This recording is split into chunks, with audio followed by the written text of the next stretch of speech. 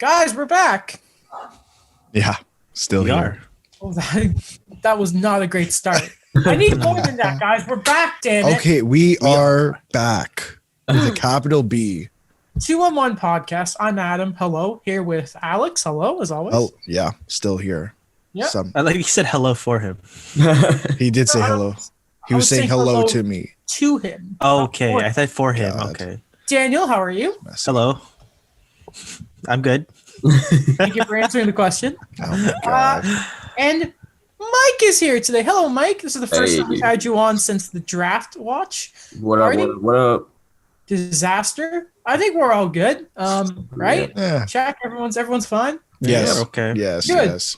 We're gonna do something special today. We're gonna open the show in a moment. We're going full YouTuber here. We're gonna do a tier list. This was Mike's idea. It was like Mike suggested My way of inviting myself on. Yeah, an off-season. Mike suggested, why don't you guys do like an off-season ranking of every team? And I thought, you know what, Mike? And he also added, I can come on the show. So again, I texted Mike afterwards and like, that's a great way of inviting yourself on the show. We'll have a tier list. I'll explain it all in a second. But first, I think we've mentioned F1 on the show a few times here and there. Best wishes to Romain Grosjean, Haas F1 team driver, who is currently in hospital after a disastrous crash in the first lap of Baku. Apparently, he may have a broken rib. He's got some burns. But shout out to the FIA and the stewards for doing such a great job, especially the medical safety car drivers for getting on it so quick. And whoever invented the halo deserves a Nobel Peace Prize because honestly, it saved Roman's life today. Same thing for Lance Stroll, whose car flipped. He was okay right away, but boy, all of you have seen it, but that Grosjean incident was scary. Yeah. Like, that was. Yeah. I had a tear in my eye. I won't lie. Did not. That was pretty unbelievable. Thank God he's okay. Mm-hmm. Yeah. You're not a massive F1 fan, are you, Mike? Like My us? dad is. My dad. Oh yeah. That's true. Mm-hmm. Yeah. So I was actually named after Michael Schumacher. Yeah. Wow. Yeah, that's where my name origin comes from. Interesting trivia. What's your background again, Mike? Like, what's your? My dad's Trinidadian, my mom's Ecuadorian. Okay, so you're that Canadian. You're named after a German. Yeah, That's pretty cool. isn't that dope? You're named after the second best racing driver of all time. Yeah. Yeah. My dad would be very upset if you ever said that to him, but yeah. Yeah. Shout out to Simon's his name, right? Yeah, shout out my dad. Shout out to Simon. All right. I'm sure he'll listen to this because you're on, right? Yeah, of course. Hey, okay. So, Alex, okay, Yeah. It's on. So I'm going to share my screen right now. So this is the part of the show where we highly encourage you to check out the YouTube portion because we're going to have a big visual element to it today. We've had one of those classic like sort of tier lists that you see a YouTuber like top anime betrayals, and it's like a whole thing, right? Like they classify it A to sort of Z or like double S for the top, right? So what the idea I've kind of put together here is instead of doing A, B, C, and D, I thought it would be better if we instead kind of classified it as this team as a result of the offseason, their status quo. They haven't really improved. That's a pretty interesting way to do it. I was going to say, why don't you do it by division, but that's actually not bad. Mm-hmm. I have some good ideas, Mike. A single step forward, the Winnipeg division. They took a step back. There is the dumpster fire, reference to urinating tree. And then we also have the fabulous, that is the Dr. Gary Gould thing, that they have a great offseason. They've really improved. And there is champions of the offseason, the guys who really, really improved. And I think collectively, we're going to agree on two teams. But I think we're going to have a debate on Colorado here. But anyway, I guess we can go alphabetically. What am I talking about? Alphabetically? We all good with that? Sure. Okay. We'll start. Alex, I want to see some enthusiasm. What the hell? You'll see some enthusiasm. Before we go on, this reminds me of JRN 104 with infographics. Stop. Don't even say that. No, because then you're gonna get me all triggered. That was it 104 or 103 that was trending on Twitter. Oh, 103. Oh, it was 103. Yeah. Triggering. Story day. That was upsetting. Okay.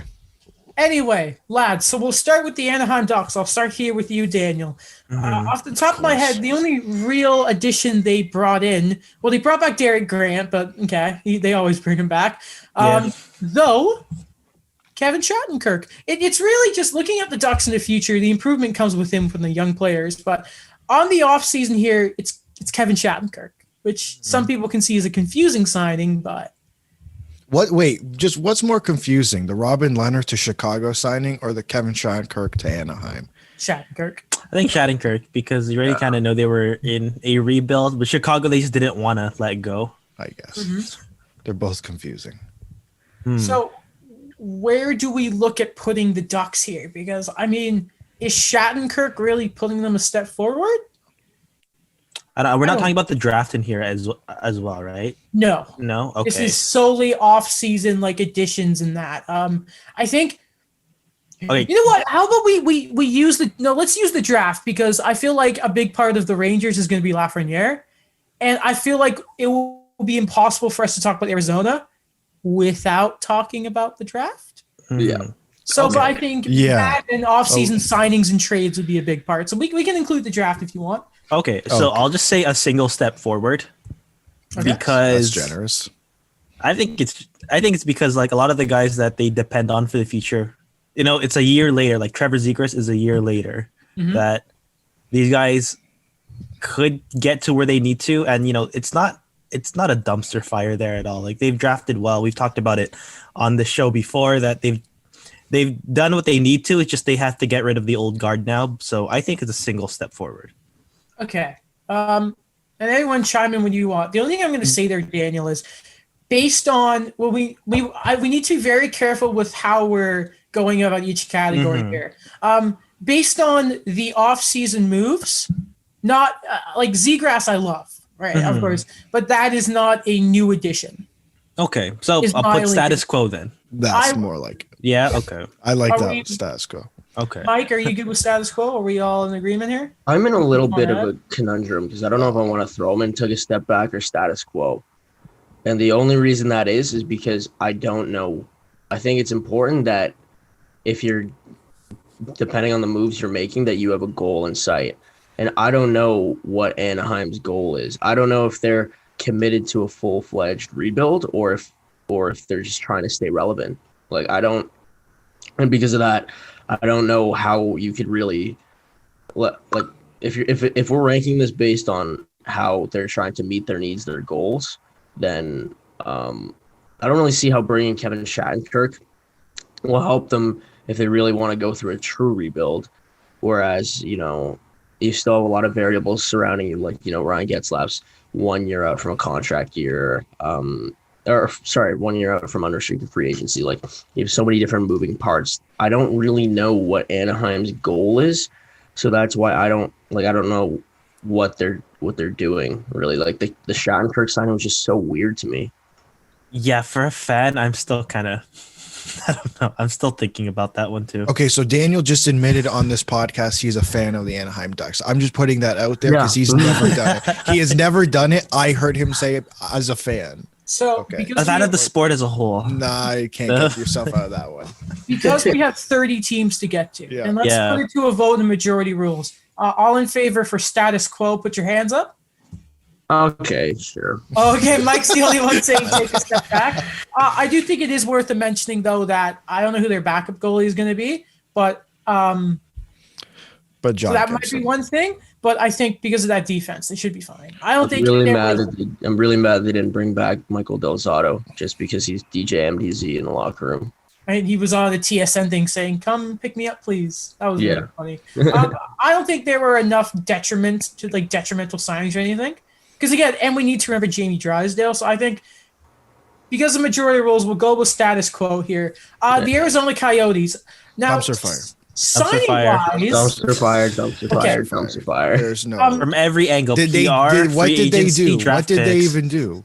So, yeah, I think maybe they haven't really done anything. That's what you have to think about. They lost Taylor Hall. And then they lost their first, second, third, and as a result of off-ice issues, their fourth-round pick as well. They the only things they really did, Tyler Pitlick and Johan Larsson, which great bottom six guys, but you lost Taylor Hall and you screwed up so bad, so bad. You didn't have a first, you didn't have a second, you didn't have a third, and now you don't have a fourth. There's a waste of fourth. Complete waste. They didn't do anything. A lot of UFAs on the defense. I didn't even realize that. Next year, Goligoski, Yarmorson, Demers, Osterley, and Ilya Lyubushkin. Don't forget that ugly OEL trade. Oh god. Deal. Yeah. That ugly week of nothing happened. Where you let your own player kind of pick his own destiny. Like, yeah, you can trade me now. Like, this is true. By the way, Pierre Gasly up to P5 in the Grand Prix. You love to see it. Right. But the Boston Bruins, right now as it stands, I'm going to say Boston took a step back because you've lost Torrey Krug, and so far, and you guys know I love this player. The only way you've addressed that is you're somehow bringing in Craig Smith up front, which that'll be nice, but defensively and what Krug brings as a player, you have not really replaced it yet. Oh. You literally have no left side. If they brought in Mike Hoffman, I would probably put them to status quo, maybe even step forward. But as it stands right now, can we agree that I think that the Bruins have taken a step back? Yeah. But let's not forget, they did bring in Greg McKegg. I just want to point that out. Leafs legend. Don't forget too, Chara's future is still unclear. Right. This is true. This is true. They have no left side. Yeah. You have Jacobs Borrell will get a chance to plug one of those holes. I don't know what's basically the biggest thing here is that yes, they took a step back. Their window was already getting smaller as their core ages. Patrice Bergeron's going to be 35. Yep. 35 right now. Yeah. The window just got that much shorter, losing Torrey Krug. I don't even know what the whole fiasco was. Krug said they gave him Krug said they didn't offer him a deal. They said they offered him a deal. Not a good look. From what it sounds like Krug said, because it was we talked about this before, there was a deal last year. Yeah. And there was no movement on it, and then eventually it was retracted. We'll touch on DeBrusk later. But I mean, again, that's not an improvement. That is re-signing an RFA. So, Daniel, anything you want to quickly add? I think we've talked about it before, what David Krejci said when they got eliminated from the postseason, that, he realizes, we know it's only 2 or 3 years left of this core. So I think it's kind of like that mentality as well, that this won't last forever, that this consistency is not going to always be there. And then, the whole David Pasternak situation. That's a very, very good point. So took a step back. Yeah. Excellent. I think that's fair. I can agree with that one. Yeah. Buffalo. They got some guys up front. We've talked about this a lot. Their bottom six is still Buffalo. Their top six, with the likes of Eric Stahl coming in, with Taylor Hall, may have heard of him. I want to put Buffalo, and they took a step forward. Because, do you know what? Their goaltending is not perfect, but I think looking at, obviously Ullmark is not, sorry, no, not Ullmark. Ullmark was actually really, we looked at his stats, and they weren't bad. For Especially Buffalo. For Buffalo. But Carter Hutton is not great, but I think the moves they made up front, we can look at the Taylor Hall and see if he ever extends there. Probably not going to happen. No. But as it stands right now, I think Buffalo, and let's remember it's Buffalo and where they have been before. Our first episode with Mike, I think we ripped Buffalo. I think it's fair to say they took a step forward because status quo for Buffalo is bottom 5 in the league. Yeah. Yeah. On paper, I'm going to put asterisk on paper. They have taken a step forward so far. Daniel, we don't have any hockey. We can't go off play. I can't do it. Sorry. I wish we had hockey too, man. Yeah, I think that's a fair assessment.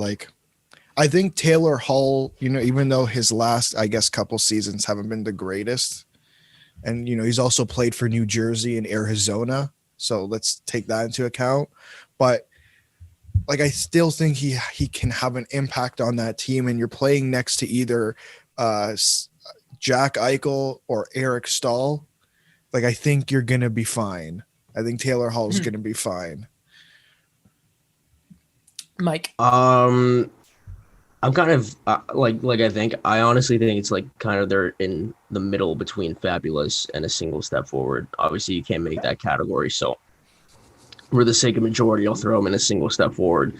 But I mean, look at how they fleeced Arizona. They fleeced Minnesota for Stahl. Like they fleeced them for Johansson for Stahl. Come on. The Hall low risk, high reward signing. People, I mean, I don't know if we're going off of signing here and stuff like that, but Olofsson and Reinhart are on good deals. That's important that they re-sign them. And, re-signing Montour earlier, and, I think, stop texting me. I think Rasmus Dahlin is going to take another big step this year. Overall, I think this team is just really paving its way to be better this year. But then again, like we all say, it's Buffalo. So yes. Right. So fair to say single step forward then. I can do that. Yeah. Because I think if they have shored up a bit more of their depth, especially on the bottom six, I think we could put them in fabulous. But yeah, as it stands, special teams are to be put in fabulous with Gary Gold's name. We can't put Buffalo with Gary Gold. I mean, like if Casey Middlestat takes that next step that, we've been saying for like the last, 5 years. Yeah. Like I think there's an argument to be made for fabulous, but again, it's not a new addition. So we should get Roel Christophilus on the show. We should. We really should. I remember when I first met him, he was like the biggest Casey Middlestat fan. Remember, let's try and keep like new additions in that. Let's try and keep it in there. I'll try. Calgary. Calgary Canucks. I think they, at very least, should be a single step forward because they really they addressed, in my opinion, their biggest weakness in goal. Yeah. And say what you want about the latter years of that contract, but Jacob Markstrom's going to be banging out for them, and good goaltending can save you a lot of games. And, I mean, it won Vancouver a few in the playoffs. They definitely did not deserve to win. I would put them fabulous. I agree with Alex. Yeah. Like, so they brought in Jacob Markstrom, which is an improvement over, I think they had not Mike Smith, Talbot. Cam Talbot last year, and he's an improvement over Dave Riddick. They replaced TJ Brody with Chris Tanev. And like I think they're fabulous. Like I think the alone Markstrom signing puts them a single step forward, right? Okay. But I think filling in their roster, they've done a decent job.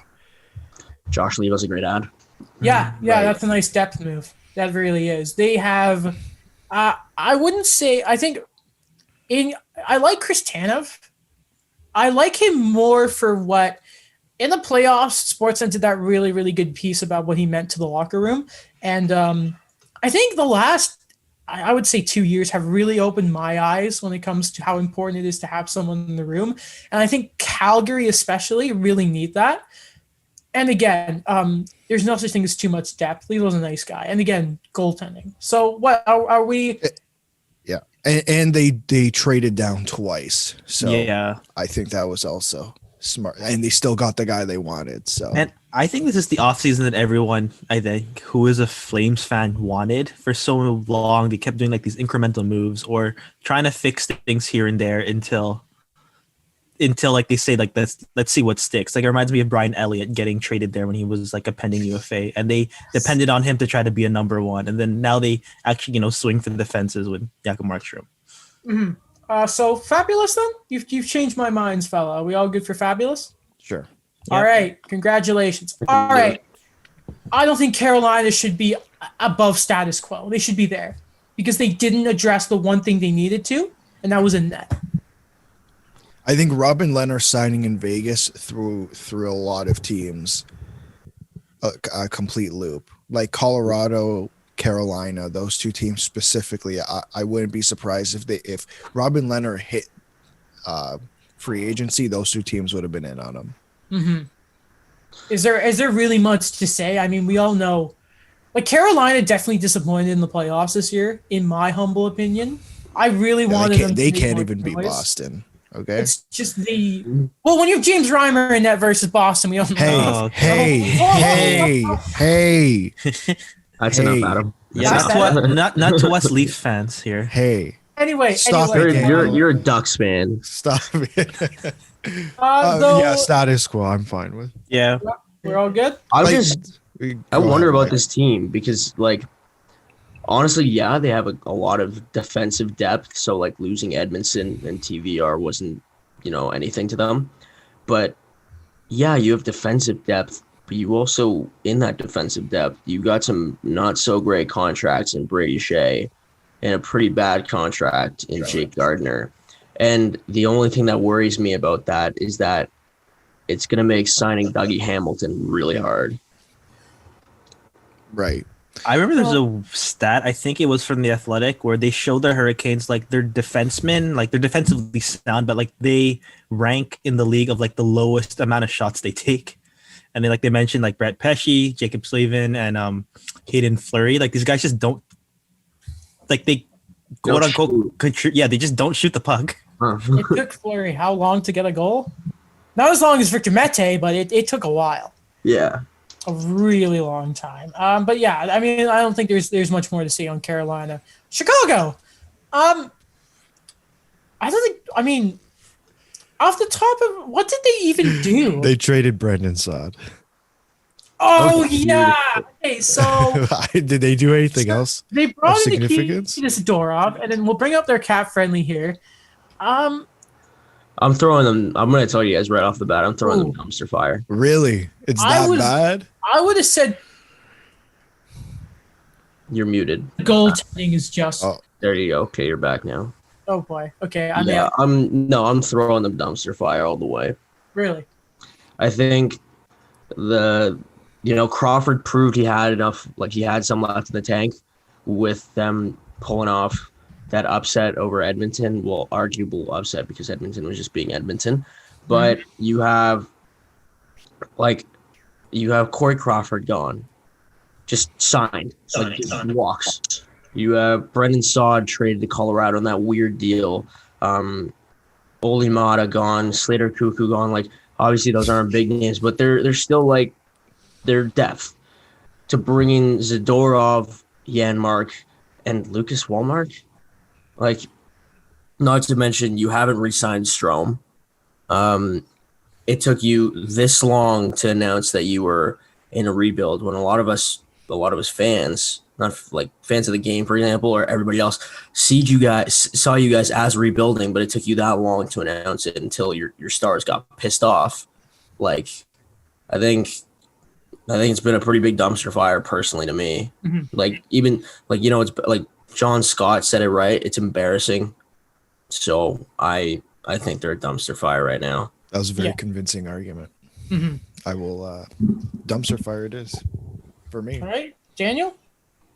So to me, like, I agree with all of that. It's just, I don't know. It's just the way I think they are a dumpster fire personally. I do like Kane and Taves. I like the young guys they've been getting, but I think it's just for this year alone, they are a dumpster fire. It's just, when I just think of the Coyotes, I'm like, they're like another type of dumpster fire. Sorry. So something I just think about. But yeah, definitely Chicago. I think this year they're a dumpster fire. All right, they're in the dumpster. Very good, very good. Right, Colorado. Ooh, now, this is gonna be a good one. I'm putting them in fabulous. If they address the goaltending, they would be champions. But like, let's be honest, the Devon Taves and Brandon Saad deals were amazing. Like, great, good for them. Sucks for the Islanders. But and I think it's fair to say there's going to be a nice revitalization in Brandon Saad next season because you're going to play McKinnon or Kadri. That's going to be great for you. So yeah. So are we comfortable putting Colorado in fabulous? Yeah, I'm fine with that. Excellent. But yeah, literally the only thing I can see is that I didn't really like that they did this offseason was Burakovsky, but other than that, I like it all. So say that again. Say that last part again. The only thing I didn't like was kind of the contract they gave Burakovsky. Really? Well, I mean, giving him $5 million after his first 20-goal season, I just feels a little generous. I think he's a great player. I don't think it's a massive overpayment. I don't think it's a bad contract by any means. I think, when you have a team like Colorado that used to be really have a lot of cap space and you do have to sign some guys down the road, now you've got to start being careful with that cap. Yeah. All right. So that's fair that's enough. literally the only blemish, though, I see from them this offseason. Man, that must suck. Columbus. I didn't realize till the other day that they had signed Miku Koivu. I mean, I can't believe you didn't know that. Didn't we talk about it on the show? I'm pretty sure we might did. I am pretty sure we did. Cool. Plus, it was his brother's birthday last week. Yeah. Yeah, I like Saku. I could care less about Miku. So aggressive. Yeah. Yeah, Happy Jesus. belated birthday to Saku. Love you, man. My God. Who posted first about his birthday? Oh my Well, God. the Ducks did a picture. The Habs did a whole freaking video in that. Don't start me with this. Okay, who broke the news? My God. Broke the Daniel, news. you His broke mom the broke news. the news. You broke the news, Daniel. Okay. In our group chat. You broke Okay. the news. Columbus. Wish there was an I don't know. Like, you know what the Category. thing is? They traded Ryan Murray. They traded Marcus Nudivara. They still haven't signed Pierre-Luc Dubois. That's a big one. And like, they're all, I think the significant addition is Max Domi. When But, Adam like- said he doesn't know Mikko Koivu was there, I forgot Miguel Grigorenko was back in the NHL. Yeah. Remember he was signed in the playoffs. It's like, no, you can't do Yeah. it. Oh, not allowed to do that. Like their biggest, like I don't think it's good enough to be a single step forward, but I don't think it's a step backwards. So like I think I'd put it as status quo because like you lost Josh Anderson, you brought in Max Domi, but then you also traded away Marcus Nudivara and Ryan Murray, who aren't the best players, but they made their decor pretty deep, and you didn't really address much. Like you like, No. I don't know. I don't know what this team is, if I'm being honest. I remember we talked about it after they did all those trades that it's all about cap flexibility, and then we expected a Pierre-Luc Dubois extension like that week. Okay, good. I thought I lost the tier list for a second there. Disappointing. I think the Grigorenko's a high upside, low risk kind of ad there. So Yeah. I'll give him some brownie points for that. And I like that they got Domi and Koivu because it allows Boone Jenner and Nick Foligno to play on the wing. Because I don't want I didn't like them playing center. Well, I don't really care because they beat the Leafs, so I hate them. But like they They did what? I forgot the about Leafs. that. Sorry, I forgot about that. But anyways, like playing them on the wing is much better than playing them at center. They're not fast or good enough to be playing that two-way game. Right. Domi, the big thing is, are they taking on the Domi that had 72 points 2 years ago, or the Domi that had 44 points last year? This is true. That's a good point.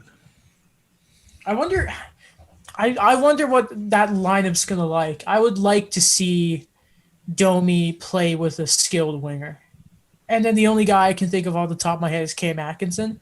But would you rather play him with Dubois? But I feel like those two could make some magic together. And you know what? I think if Tortorella, by the way, can really get Max back to playing, they like use your snarl here, like start using your East-West game, not your North-South, then I think he can be a real asset to them. But I don't. It's just that question of, does the Domi move sort of put them in a category where you can kind of forget about the loss of a Nudivara in that? Because at the end of the day, Seth Jones can play an hour and he's fine the next day. Right. Yeah. Or do we just go status quo because it's Columbus? I mean, I think You it's know what? status Ryan quo. Murray and Marcus Nudivara aren't like sexy names, not sexy players, but they still brought something to the table in a team that had a very gutted roster. They were top four defensemen on that Ryan team, Murray, yeah? Ryan Murray, when he's healthy, he's a good player. yeah. I feel like people give up on him too much, and I understand because he has his injury issues, but I think that's why he'll take a step forward this year with his new club, which we'll get into later.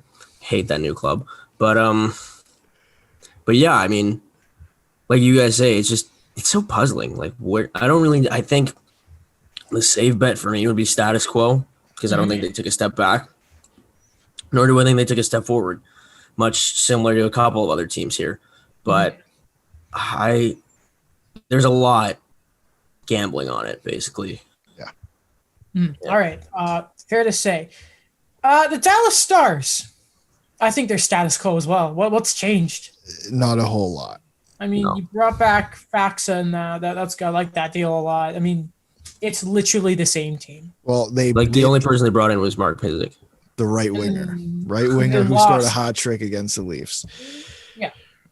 Sorry, I didn't mean to bring that up. I don't even need to click on Dallas. All right, so we're fine with that. We can just throw them into status quo. Yeah. With that. That stat just kind of came out of my mouth. Plus, I mean, there's still the injuries, but we already knew that in the finals. Yeah. Right.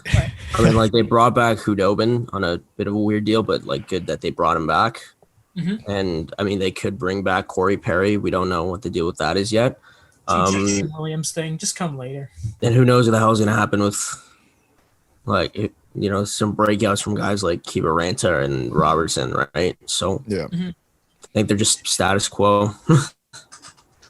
Detroit, they brought in some fine names. I think they took a step forward because, let's be honest, they're gonna suck next year. And they're not going to be as bad as this year.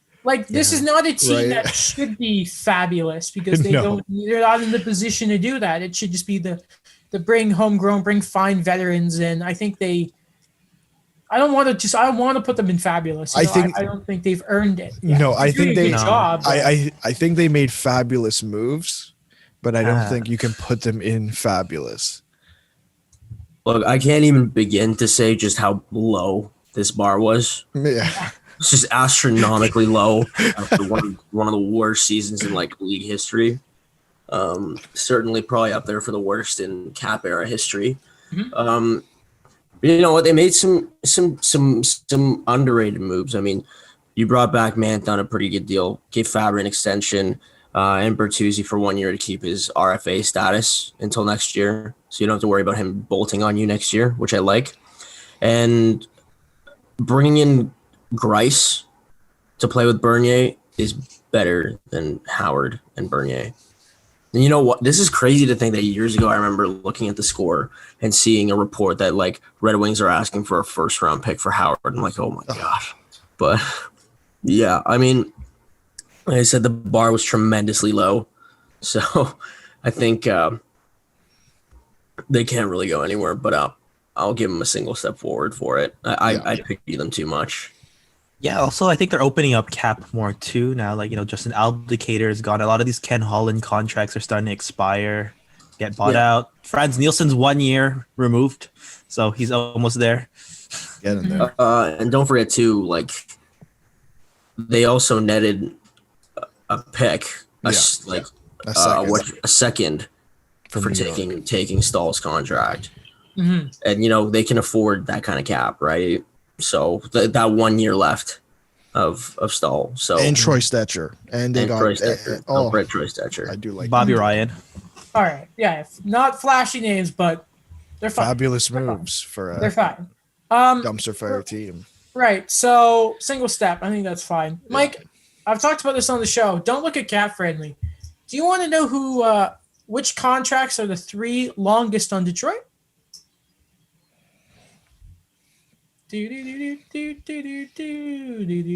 Without looking at cap friendly. I'm not looking at cap friendly. Good. I'm just trying to think.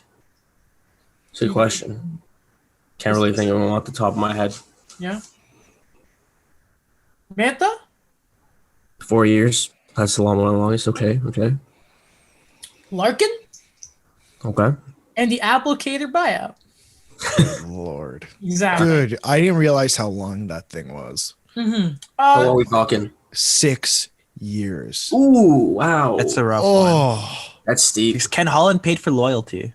But Yzerman's paying for it. Yeah. Yzerman's picking up the tab. The Oilers, I think they're status quo. Guys, they made a literal when we talked about Winnipeg that one time, a single step forward. Maybe. I like Barry, but Barry, I like the move. I do. I don't. Barry I like Kyle Turris. Okay, yes, this is true. I did This forget is- about Turris. I don't, but the question is, does Turris? I think he can be a pleasant surprise. Like that can be, he can really prove himself and revive that career. I hope he does. Actually, It's just like, and Barry, like, I do like the Barry contract. I do. It's just, Sure. is that enough to move the needle for the No. Oilers? And I'm like, I like that what he'll do to replace Clefbaum. It's on just the power play. what you need. Yeah, well, yeah. Not defensively. That's it. Yeah. That's it. Okay, yeah, but Sorry, yeah. Go still, ahead, still, finish, like sorry. you need defensemen, right? Like I'm sorry, but it's just it's that other side of the coin. You can score goals, Edmonton. I love you can do that. If you guys have been paying attention to this goal of the decade, half of them are McDavid. It's probably going to be McDavid's goal against the Leafs versus Ovechkin in the finals. Like, let's be honest here. But it's honestly like, is there enough where Edmonton really improved? They didn't take a step back. they brought back Puljujärvi. Like I think they had three things. You're right. Like I think that's a step forward though. Like I think he did have a decent season overseas. But their goaltending still sucks. Right. So they had three areas to improve on. They needed to improve their forward depth because Connor McDavid needs to play with someone not named Zach Cassian, Alex Chason, or who did I say? Who's the guy? I can't remember his name anymore. Riley Shan. No. Archibald, Josh Archibald. Okay. God, like this is who you're playing the best player in the world with. Are you kidding me? They had to improve their defense because like they just needed to, and they had to improve their goaltending. They fixed one thing. That's the only the reason I could maybe give them a single step forward. Like you're Adam's right. Tyson Barrie is good offensively, but clearly goals weren't the issue. No. Right? Like they need someone to play defense. And they haven't signed Ethan Bear. And they haven't signed Ethan Bear. So we're waiting on that one. And they brought back Mike Smith. They couldn't even get Jacob Markstrom. Do you know how disappointing that is? OEL didn't want to go there. Markstrom didn't want to go there. Who wants to go to Edmonton? It's bad when you have the best player in the world and you still can't sell. It's a discussion we've had many a time. Okay, And so this is why in 8 years, Austin Matthews and Connor McDavid are going to Arizona. yeah, Okay? let's not. I'm putting that there. No, we're not doing it. We're not doing it. They're both Are going the to Coyotes going to Arizona. be there in 8 Okay, years? all right. Okay, That's a good question. You know what? Loaded. Daniel makes a good point. Dale makes a very valid point. I'm saying they did status quo. Alex, what's your vote? Status quo. Daniel, what's your vote? Yeah, status quo. Okay, Mike, what's Dumpster fuck. Kidding. I'll take the status quo. Okay, cool. Florida. Florida. I don't think they got worse. I just don't know if Wenberg. There's a lot of money. Yeah, it's just I think for them to take a step forward, they needed to get that partner for Ekblad that they've been clamoring for since the days of trading Vincent Trocheck back at the deadline, and they still haven't done it. But they didn't get worse. I think they're unfortunately just another status. I think the worst thing for any team is to be in this status quo right now. And I think that Florida are among them. I think they took a step back. Do you think Really? they took a step? I don't think They I did. think- I am forgetting two very important names. They let them walk. They did lose. So far, they have lost Hoffman and they have lost Dadonov. That is very true, Mike. They have lost a lot of goals. They lost Howla. They lost Hall of Famer. Yeah. They lost Howla and Walmart, both who they literally traded Vinny Trocheck for in one of the most confusing deals I've seen.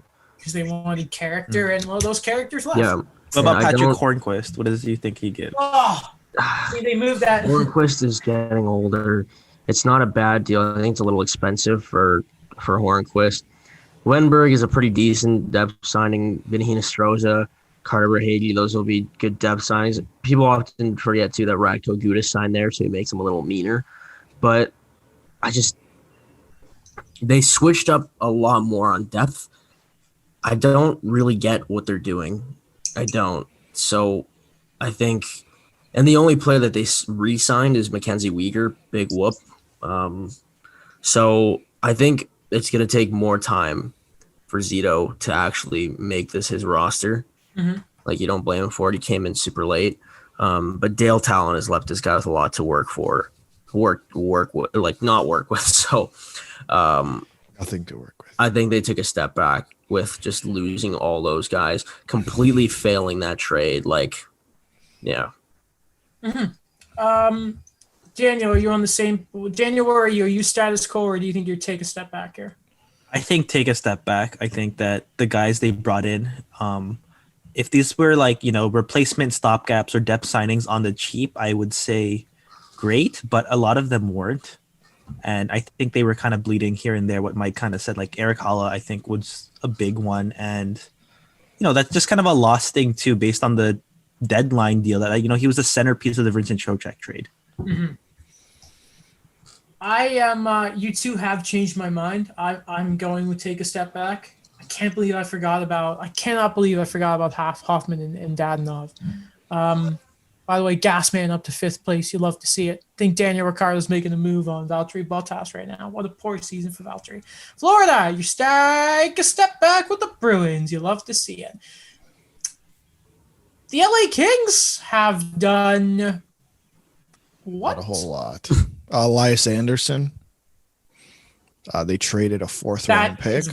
A good point. I think that's everything they did. They got Quinton Byfield. Byfield, yeah. As the resident Rangers fan, what is Mike's analysis on Elias Anderson? I think he'll do better. I think the guy needed his change of scenery. I think now, like, it was a good trade for him. Really, there's nothing more you're going to get for him. So, I believe in Elias Anderson. I believe he'll start to take his own shape now. Like, he has his own destiny to control. And when it comes to the topic of LA, I mean, I don't think they did anything great. I don't think they did anything bad. Like, they brought in Oli Mata for $4 million for 2 years. I completely forgot about that. I know, because I forgot they traded for Oli Mata. Yeah. The thing is, we can't, obviously, it can't count towards the, I don't know if this counts towards our discussion, but I think the biggest thing with the Kings is their cupboard. They got a really good prospect pool, the best in the league. Yes. So if that's the only saving grace. Yeah. Like, I don't, in terms of offseason moves, like, they drafted Byfield and they have help on the way in the pipeline, but that's for the future. That isn't immediately for this year. It's just Oli Mata and Elias Anderson, and the only people that left were Trevor Lewis. So where are we voting on this then? I'll status quo them. Yeah. If we can't count like the fact that they have a great prospect covered, that's still not for a bit, right? So yeah. Again, they're gonna be bad, but they have a future. Yeah, like Byfield will play this year, but the rest of them, who knows? Like Belardi, Bjorn Fott, all those guys. Like it all depends, really. Minnesota status quo, yeah. Again, I wish there was I don't know what they're doing category because I really don't know what they're doing. Like, I thought they were rebuilding. I'm like, okay, it seems like, you're trading Jason Zucker. It seems like Matt Dumba's on the block, which I didn't really understand, but I don't know what else they're really doing. Like they got Nick Bonino. Said. Talbot's their goalie now. They traded Luke Cunnin and Ryan Donato. Which I don't understand why. I understand Donato probably after he got like everything just embarrassed by Crosby.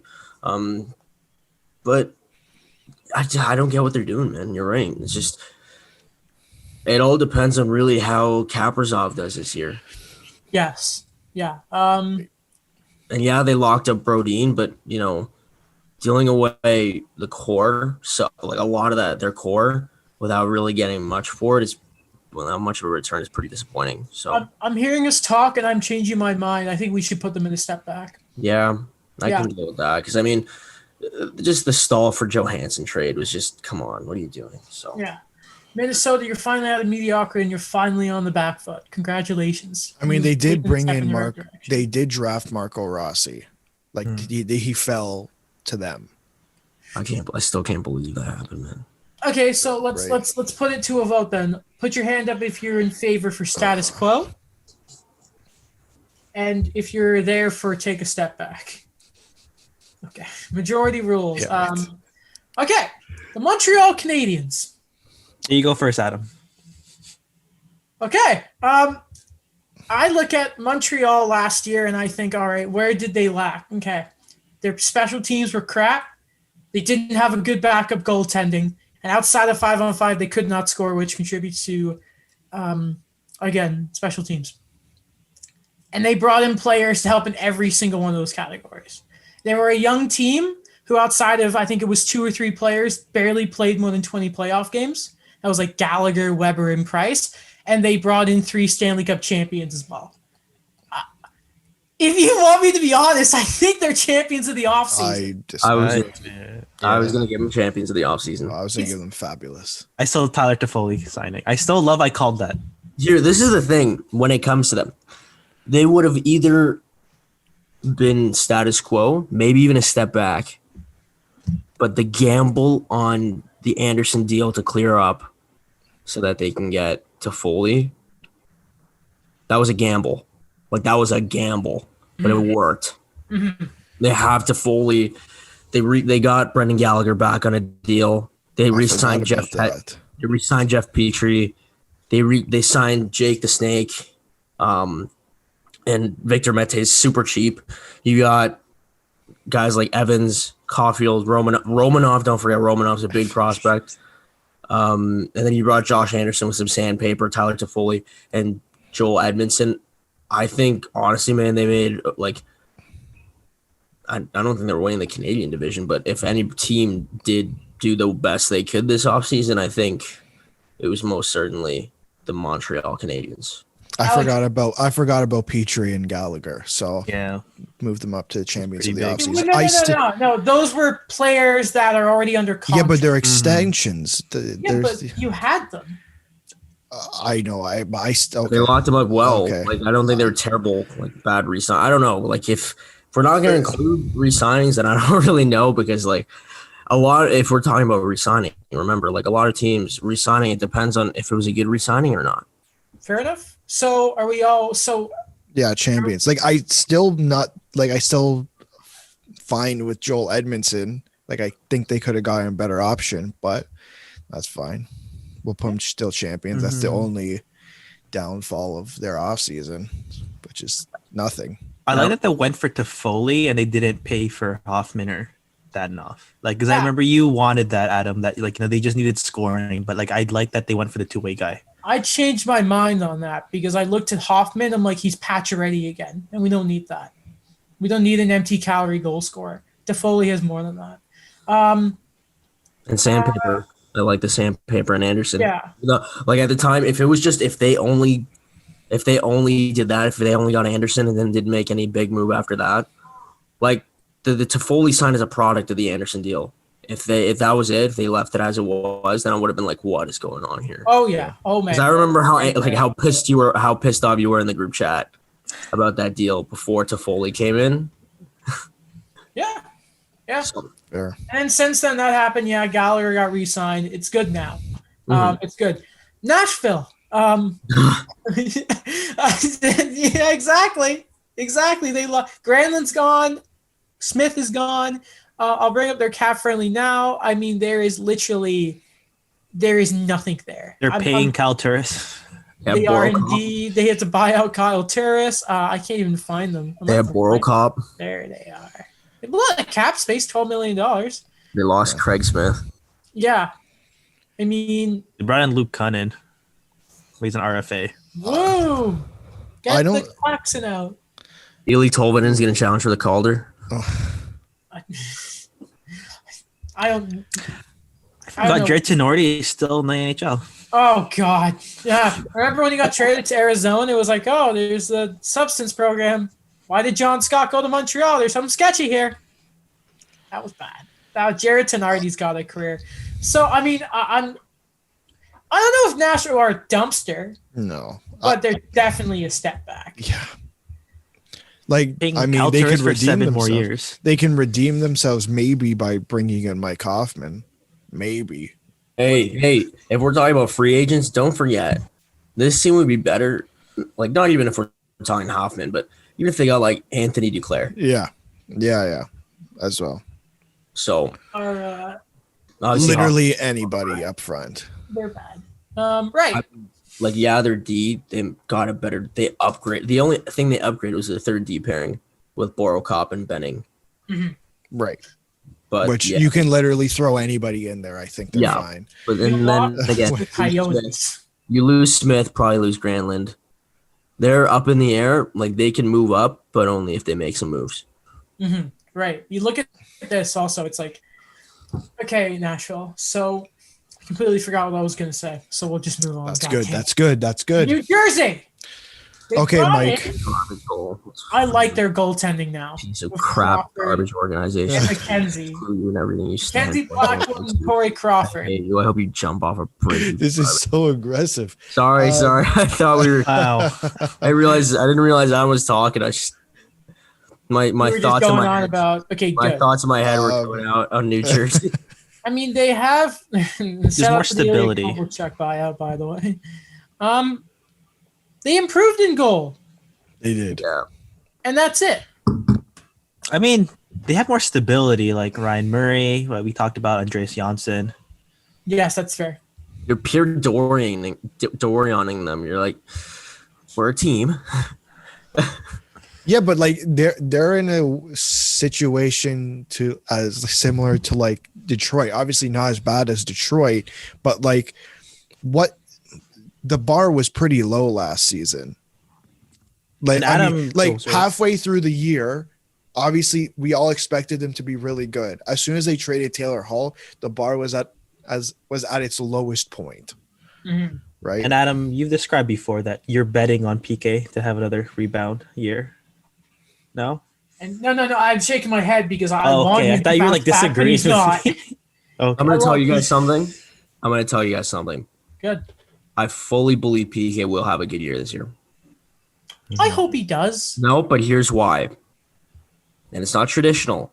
Like, it's not traditional knowledge. My co-host, Johnny, from my respected podcast, Roundtable Podcast, you can see us on Spotify. Son of a bitch. Just plugged in, sorry. But so Johnny trained, he's trained to be he trains in Olympic weightlifting, right? Because he's yoked and strong and healthy. I wish I could be him. But anyways, his trainer trains PK. Trained PK up until a few years ago when he took off and started training in the States. And when he started training in the States, apparently, is when he started doing not too well. Is when he started to see a slump in Nashville that led to his move to New Jersey. And now, this year, this offseason, he went back to training in Toronto with his old gym, with his old strength coach that he worked with when he had his glory years in Montreal. So, I think that little hidden knowledge, that hidden plug, I think he'll have a better bounce back year this year. That's why we got you on, Mike. Also, was he ever 100%? No, that's the thing too. Right? He hasn't played since March, and we don't even know if they're playing in January or February, whenever the hell we're starting. That's going to be almost a full calendar year of not playing. And I think that might actually benefit him. Same thing we said about Erik Karlsson as well. That you know, these two guys might have the bounce back years because they were able to heal. So I like that picture, Adam. Yeah. Very nice. Like the YouTube channel for the picture. But it was back in the topic of like actual New Jersey. You're banking on that. You're banking on, Janssen will be your middle six winger, legitimate top four defenseman when healthy, and Murray. And you get Janssen and Murray while only giving up Joey Anderson and a 5th round pick. I think that's pretty good. You bring Crawford on a pretty fair deal. The only thing I think is they could have been more aggressive in filling like the holes that they have in their roster because they still have a lot of money. And I mean, the Lindy Ruff move, questionable to be your coach, but I'll take it. I'm fine with saying step forward. Nothing. I'm fine with that as well. I'm step forward. I'll give him a step forward. Even though I hate them and I hope they burn in oblivion, I will give them a step forward. We can probably hope that a Barzal deal will come now with the unfortunate news of, of Johnny Boychuk's retirement. We'll talk about that a little later. Don't know if Mike will be on, depending on how long we go. Though with the Islanders, I'm like, okay. Did they really do much? Yeah, they did, I think. You lost Grice? I think they take a step back. I'm just going to start off by saying that. Wow. Yeah, I think so. Oh. I hope all the Lou fans come right after you and Mark Hunter fans, okay? I think the only hope thing they they've do. done is bring in Sorokin and re-sign Pollock, and, they still haven't signed Barzal. But then you lose Broussard. I mean, whatever. Matt Martin. And your best defenseman. Johnny Boychuk is out. Devin Taves is now with Colorado. That's huge. You lost Andy Green. Well, I was reading somewhere that Green and Schneider are both coming back once they deal with Matt Barzal. Mm-hmm. Well, Corey Schneider's not coming back. He's just going to sign in New York. And then Thomas Greiss signs with Detroit. So, yeah, I mean, that's... I think they take a step back, man. They still have $10 million on their fourth line. With no improvements, really, I think this offseason can only be considered a disaster for them, especially since Barzal hasn't been signed. Mm-hmm. Like, honestly, the only thing I think that doesn't put me having them in dumpster fire is, like, just getting convincing Sorokin to leave the KHL to come play for the Isles. All right. I say we put it to a vote then. So, Mike, your vote is taking a step back. Yeah. Daniel, what's your vote? Taking a step back. Alex, what is your vote? I'll go taking a step back. God, it's so easy knowing everything about hockey. Shut up. But Adam, what was your vote? I was waiting to say that, Alex. I was waiting for it. I was going to say status quo, to be honest with you. Why do you think status quo? They didn't do anything to get worse. They didn't get anything to get better. Well, they traded Devin Taves. For pennies on the dollar. It's not like Devin Taves is going to be like... you still have Pollock. We didn't know what Joe Sakic could make him. Yeah, and again, it's like I would expect Noah Dobson to instead start to take that play. But I mean, it's like, is Devin Taves enough to say? Like, I'm looking at, is Devin Taves the respective amount of losing Hoffman and Dadonov in those goals? No. Is he as important as Torrey Krug? No. But it's just they didn't do enough to really get. I think the only reason I put them in step back is because you've insulted me with your retro reverse jersey not being anything. But I don't care where they are. Also, clearing money, that's a big thing for me. Like, they didn't clear money. Well, no, because your bottom six has to be filled with overpaid old players. The back of a Racing Point is smoking, and I'm wondering if it's Perez. And I think it is. Albon is right behind him. Oh, no! No, Perez! No! Oh, it's an engine failure. Or something. He's on fire! No, Sergio! Everyone's on fire today. Oh, well, good for Albon. He'll get a podium unless he sponges it up. The Rangers, they clear out space for Mark Stowe. They get Alexis Lafreniere. The likes of that, Henrik Ronquist isn't. I'd say, do you know what? I want to put the Rangers in dumpster fire. Really? Because you disrespected the king. Yeah. I would throw them and take a step back because they replaced Stahl with one of the few defensemen worse than Stahl, whose name just makes me want to rip my hair out. Should I say it? Just say it. Jack Johnson. Because they brought him in a deal that all but guarantees that he will play on that bottom pair, like he will see minutes. And the fact that they do have the worst left defense side in the NHL. Definitely the worst. Ryan Lindgren, Libor Hayek, Brendan Smith. I wanted to rip Brendan Smith apart when I watched him in the play-in. And then Anthony Tony DeAngelo and Sebastian Aho sent him back to junior. I'm happy that Tony D resigned. They brought back Georgiev, good Lemieux signing, and Ryan Strome was a little pricey, I certainly think. But Yeah. And you know what, man? I'm gonna say it. The Rangers should not get any credit because of the fact that a ping pong ball bounced the right way for them. Because the Leafs one bounced one way instead of going in. Literally, yeah. So that was one bounce away from me never being a hockey fan ever again. I'm gonna be honest. That would have been so stonks. What about Alex Daniel? Just quickly, just because we still have a lot of teams. I guess I'll say take a step back. Like I think you have. I'm not giving them credit for getting the first overall pick, but they got the first overall pick. Like, I don't think they're status quo, but I don't know if they made awful moves to be dumpster fire. Like I think the Henrik Lundqvist situation, it got really messy. But I'll say take a step back. Well, the thing is, man, like I don't think it was that messy because everyone kind of knew that this was his kind of last year, regardless.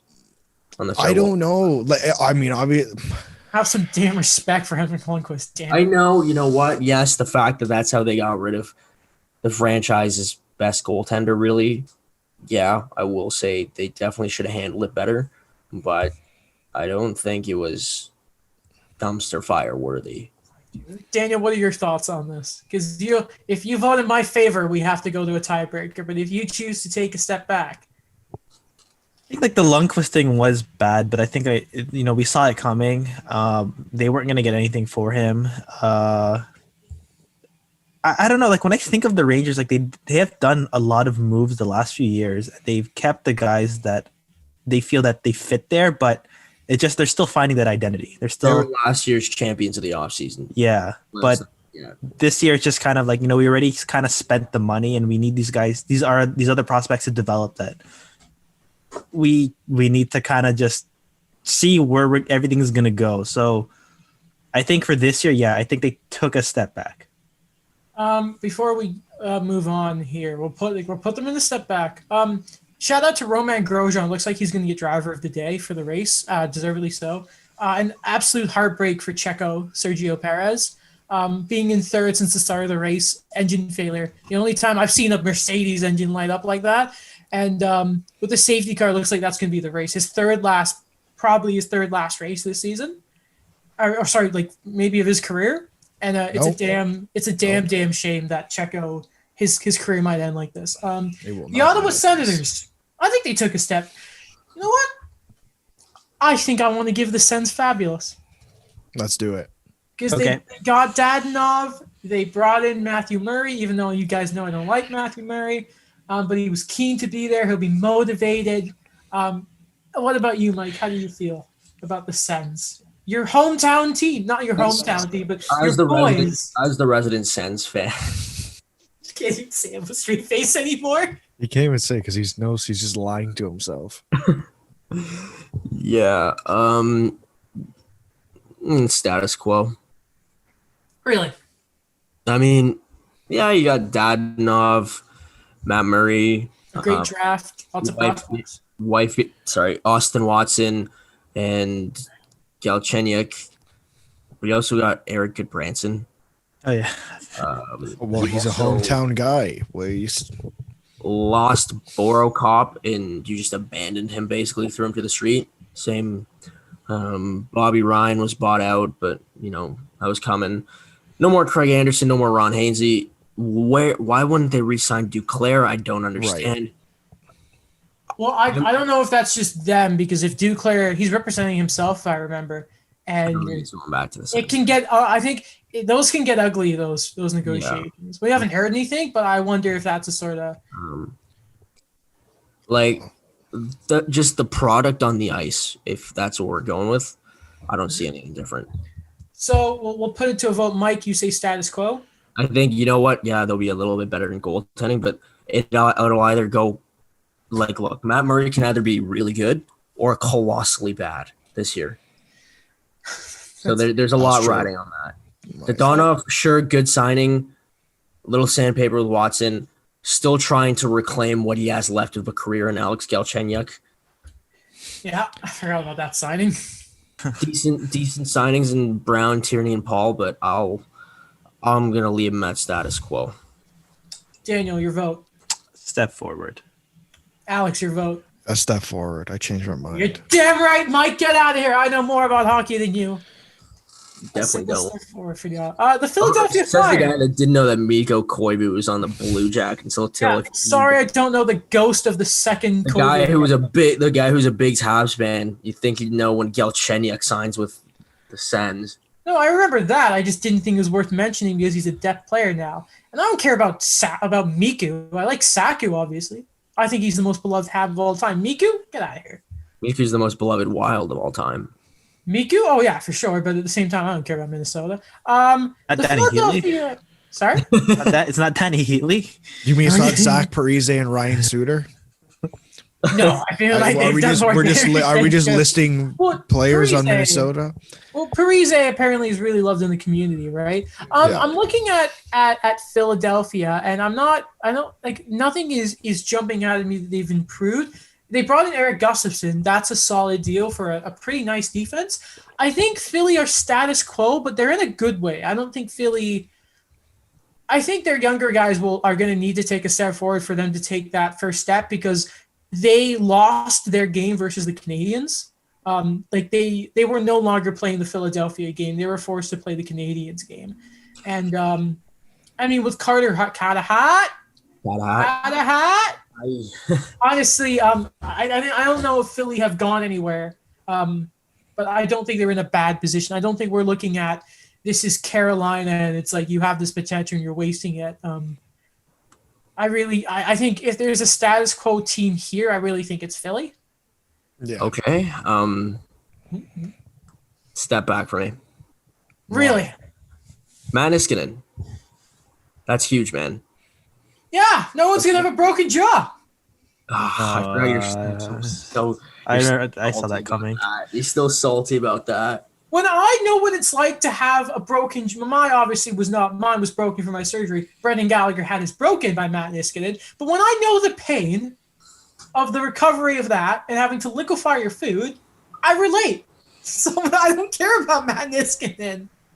He was trying to hit him in the back of the head, and Gallagher turned around. He was going to give him a massive concussion. Okay, and you know what? Matt Kotkaniemi tried to kill somebody on Philly. So he didn't try. No, he was just being a bit too aggressive there. The guy's never. That was the first time he's ever used his size. Was in that series. It was incredible to see, and you got to learn. Okay, sorry. So you're thinking Matt Niskanen is why they took a step back. Look, he was the perfect partner for Ivan Provorov on that top pairing, and he could do the tough matchups. You know, the signing of Gustafsson is not going to be able to replace it. It's kind of curious to me, because of that, you got to keep Shane Gostisbehere. I thought that guy was going to be gone a long time ago, and it's kind of an overpay for Gustafsson at $3 million per, depending on. Well, that's dependent on what Hamonic and Vatanen will sign for if they ever sign with a team ever again, because it's taken them forever.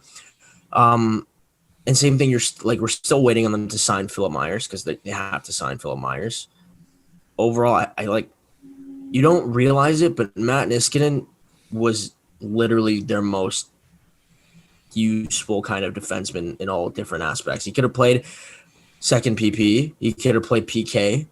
He is the perfect complement because you're not going to throw another offensive defenseman like Gustafsson or Gostisbehere at the right side of Provorov. So, is it fair to say it is a Vlasic to Burns? It is a Mark Mathot to Erik Karlsson in the sense. Yeah. Yeah, it's a Ron Hainsey to Morgan. Sorry, I can't even. I was thinking the exact same thing. So I just didn't say it. I think that really tremendously did. That's something that can't be understated. Matt Niskanen is certainly going to be missed on the ice for that team. Okay, a vote then. Who says a step back after hearing Mike's very compelling argument, I will add. Put your hand up for take a step back. All right. All right, good. Mike, this is what I like about Mike just knows show. everything about hockey. Yeah. Thank God. Do it. Thank God right. he's on the show today. Big race for McLaren, by the way, for the constructors, making it that much closer. Terrible, terrible day. Congratulations, Alex Albon gets on the podium. How is that? My boy. Checo leaves and Albon fills the position. That's poetry. Okay, Philly, step back. Pittsburgh. Team, yeah. Okay. I'd like Pittsburgh, but I'd put them a dumpster fire. Damn. When you sign Cody Ceci, just throw them in a dumpster fire. Throw the team out. Honestly. Like, okay, what did they do? They traded Patrick Hornquist and brought in Mike Matheson. They traded their 15th overall pick and a B prospect. Is that fair? Calendars, yeah, he's a B. For Kasperi Kapanen. And what else? It Mark Jankowski? You lost Hornquist, you lost Bukestad, you lost Connor Sheary. Schultz. Patty Marlowe went back. Justin Schultz was so integral to their cup run years ago, and I understand that he's not the same anymore, but still you lost him. Maybe you don't play him with Jack Johnson. I don't know. I can't believe you lose Jack Johnson but bring in Cody Ceci. That's hilarious. Cheers. Yeah. That's hilarious. And you lose memory. Oh, God. I think we can all agree Pittsburgh dumpster fire then, right? Yeah. It's just the asset management of this team that just kind of baffles me. I'm not going to lie. I didn't think Daniel would be the first one to say dumpster fire for Pittsburgh.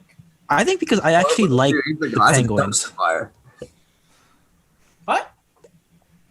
I think because I like Pittsburgh, so like the fact that I have a lot of respect for Malkin and Crosby and Letang, and then to kind of see things move around them and what's being brought in or like how these draft picks are being used, it's just I don't know, it's kind of upsetting for me. Like it just the Jason Zucker trade that was fine, but again, like what Alex said with Kapanen, I don't know, like the Brandon Tanev and then like last year and then bring in Michael Matheson. It's just these contracts, like you're paying these guys so much for what you could kind of, you could have gotten this depth like in other places.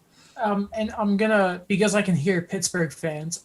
Yes, is it less money in the short term because of apparently the Penguins are going on an internal cap because of COVID? Yeah, but in the long run, it's more money. San Jose. Wait, what's less money in the short term? The signing stuff of Matheson or something that it's in the Rutherford thing is in the short term. But obviously, the contract is much. I don't think the math work. I don't know if the math works out there. I'm pretty sure they're paying Matheson more. Another time that happened. What? When Chicago traded Panarin for Saad because it's a longer contract. Anyway, San Jose. Let's keep the ball rolling here. San Jose, I am very okay with putting in the status quo because I don't think they got worse. And I wish I could make it a factor because I think they will take a step forward because Erik Karlsson is healthy, hopefully. But I don't think there's been any moves to really say that they have gotten better or worse. Yeah. When you have a team like that and what you had last season where the bar was so low, like you start the season, Evander Kane gets suspended. Then you have there was a bunch of injuries right at the start of the season. And now your bar is already low. Like they can only go up for this team. Mm-hmm. I'm going to say they took a step back. Why? Because you know what? They're goaltending? You brought in Devin Dubnyk for you took on his 4.3 mil when you had other options in free agent goalies. They're keeping 2.1. And yeah, 2.1, sorry, but you got to upgrade from Martin Jones. And they're really banking that this last year was a write-off. Like they're really banking that they can come back basically with the same core. And, Ryan Donato, bring him in, Matt Nieto. You lose Jumbo, who is the culture of your dressing room, the culture of your franchise, to the Leafs. You lose a reliable, I'd like to say he's a good backup. I know he's had a tough year, but who didn't have a tough year in San Jose and Arundel? Good deal on Kevin LeBanc. Maybe a little pricey, but I'll live with it. But it's just I don't get what what they're trying to do. If you want to get better, then you got to realize that core you have is not the answer. That core, like, yeah, I get it. You guys had your injuries. You can't stop the injury bug, but it's just another year's difference, another year older. That Logan Couture contract isn't going to get better. Mm-hmm. The rest of this team, like, you're literally banking that this past year where you couldn't even make a 2014 playoff, like that, it was just a write-off because of your core. And then you lose part of that core in Joe, and even though he's like a third liner for them at that point, and now you bring in another crap goalie up Dubnyk. I don't see it, man. I think they took another step back. I don't think they're being productive and trying to get better. Like, come on, the goalie market was that hot this year, and you're gonna come back with Devin Dubnyk? Yeah. Come on. Mm-hmm. All right, vote. Take a step back. Hands up. Yeah, that's fair. Yeah, I think the way I kind of see is that, they're not super bad, but like when I think about their depth too, or like the guys they try to bring in, like it's like I always forget how thin it's been the last few years when it comes to like their depth players. Like Mecca Carlson, I remember playing on the first line because they really had no one else. And now he's gone. Yeah. Yeah. St. Louis, I think they took a step back, not just defensively, but and I like Krug. Like, that's a big part why Boston's taking a step back, but he has to fill in the shoes of Pietrangelo. You handle that situation pretty poorly, not even telling him about the Krug stuff. And your captain, you need to have more respect than that. Yeah. And in net, your backup situation, even your starter right now, Jordan Binnington, the sun is not shining on him. I think they took a big step back. I don't want to say they're dumpster because at least you did something to try and fill the hole, but they are definitely not status quo, and they did not get better. For sure. No, I don't think Krug was a consolation prize. I think he was the next best thing. Like, he's a year younger, and he's a star in his own right. So considering the downgrade from Petro could have been much worse, I think Armstrong did the best he could. Mm-hmm. What I am worried about, though, is Jordan Binnington and then Ville Husso. Ever heard of him? Yeah. Yeah, Daniel did. As in the guy who's going to replace Allen that we all don't know anything about. Fun fact, he was the fourth round pick they got for Carl Gunnarsson with Roman Polak. Oh, that's good. Yeah. Did he play in the World Juniors? Probably for Finland. He did. Yeah. 2 years. I do want to actually ask Mike about the World Juniors, so we'll keep going here. We'll keep going rapid fire. And they brought Kyle Clifford in, though, so respect. Tough to stir. Recommend I'm strong. Tampa Bay, they are yet to sign Anthony Cirelli, but oh boy, did they sign Sergachev, and it is BS how good that deal is. Tyler Johnson is kind of waiting in the wings to go. It's weird. It's strange to want to put Tampa in status quo because I'm not going to say they took a step back yet. Because they haven't really lost anyone. No. And I mean, even if they lost TJ and they got Cirelli back, I would still say they're fine. I mean, they lost Carter Verhey. Yeah, I think there are worse things to say than you're a Stanley Cup champion. Wait, they lost a very important player. Okay, Shattenkirk. No, more important than Shattenkirk. You're missing about something. Oh, PODGO. But can we say Tampa's pretty fine? Yeah. It's cool. It's Tampa, whatever. You're They'll the Stanley Cup champion. They'll go higher depending on how it goes with signing Cirelli and Cernak. We could revisit this just to tweak it before the season starts, to be honest. Yeah. In case Hoffman eventually signs. The Leafs. I am very happy to put them in fabulous. Yeah, I'm fine with that. Because, obviously TJ Brody was massive. They brought in some real good character and depth guys that they need. I just really like the moves they've made. I'm on the fence. I'm on the fence between a single step forward and fabulous. Really? Why is it a single step forward? Or why you think it's closer or whatever? I mean, you didn't... Like, yes, you did bring in Brody, which is great because now Morgan Riley has a partner. Right. And yeah, I mean, PODGO will be a good intimidating presence, but they didn't really bring in Simmons as much as they just replaced Clifford. Yeah. And I guess VC is a low risk option to play with, hopefully with Kerfoot. That's true. I don't know why they brought in Jumbo. I don't know why. You sound like Steve Simmons. No, it's not that. Honestly, I agree with what Brian Burke said. I don't understand why they brought him in. Because he plays the same role as Jason Spezza. Exactly. Why do you need another Jason Spezza? Like, listen, I'm not on the Steve Simmons boat of saying it's a garbage signing. I'm not shitting on them, dude, by any means. I think they're still. But what's the time code? I don't know. I'll figure it out. Like, I don't hate the signing, but I am a tad confused. Like, I could see them using that depending on how the season goes. If it's, they're probably going to be a lot of back-to-backs, and I don't think Spezza and Thornton are going to play on both ends of the back-to-backs. I could see them playing Spezza one night and Thornton the second. Like, same with what they'll probably do with their defense. I don't know. We'll see what happens. But I'm fine with Fabulous. I like Fabulous. I like TJ Brody a lot. Yeah. you know what? I think just that signing alone and bringing in Bogo for Norris. I mean, at the end of the day, the Leafs don't need any. I don't think that team needs anything flashy. I think it's the last thing. Bogosian is a simple player. The role that Jumbo Joe Thornton is going to play is a simple role. You're not going to see. Yeah, you're not going to see exactly what Joe Thornton actually brings. You're not going to look on the ice and be like, yeah, that's Joe.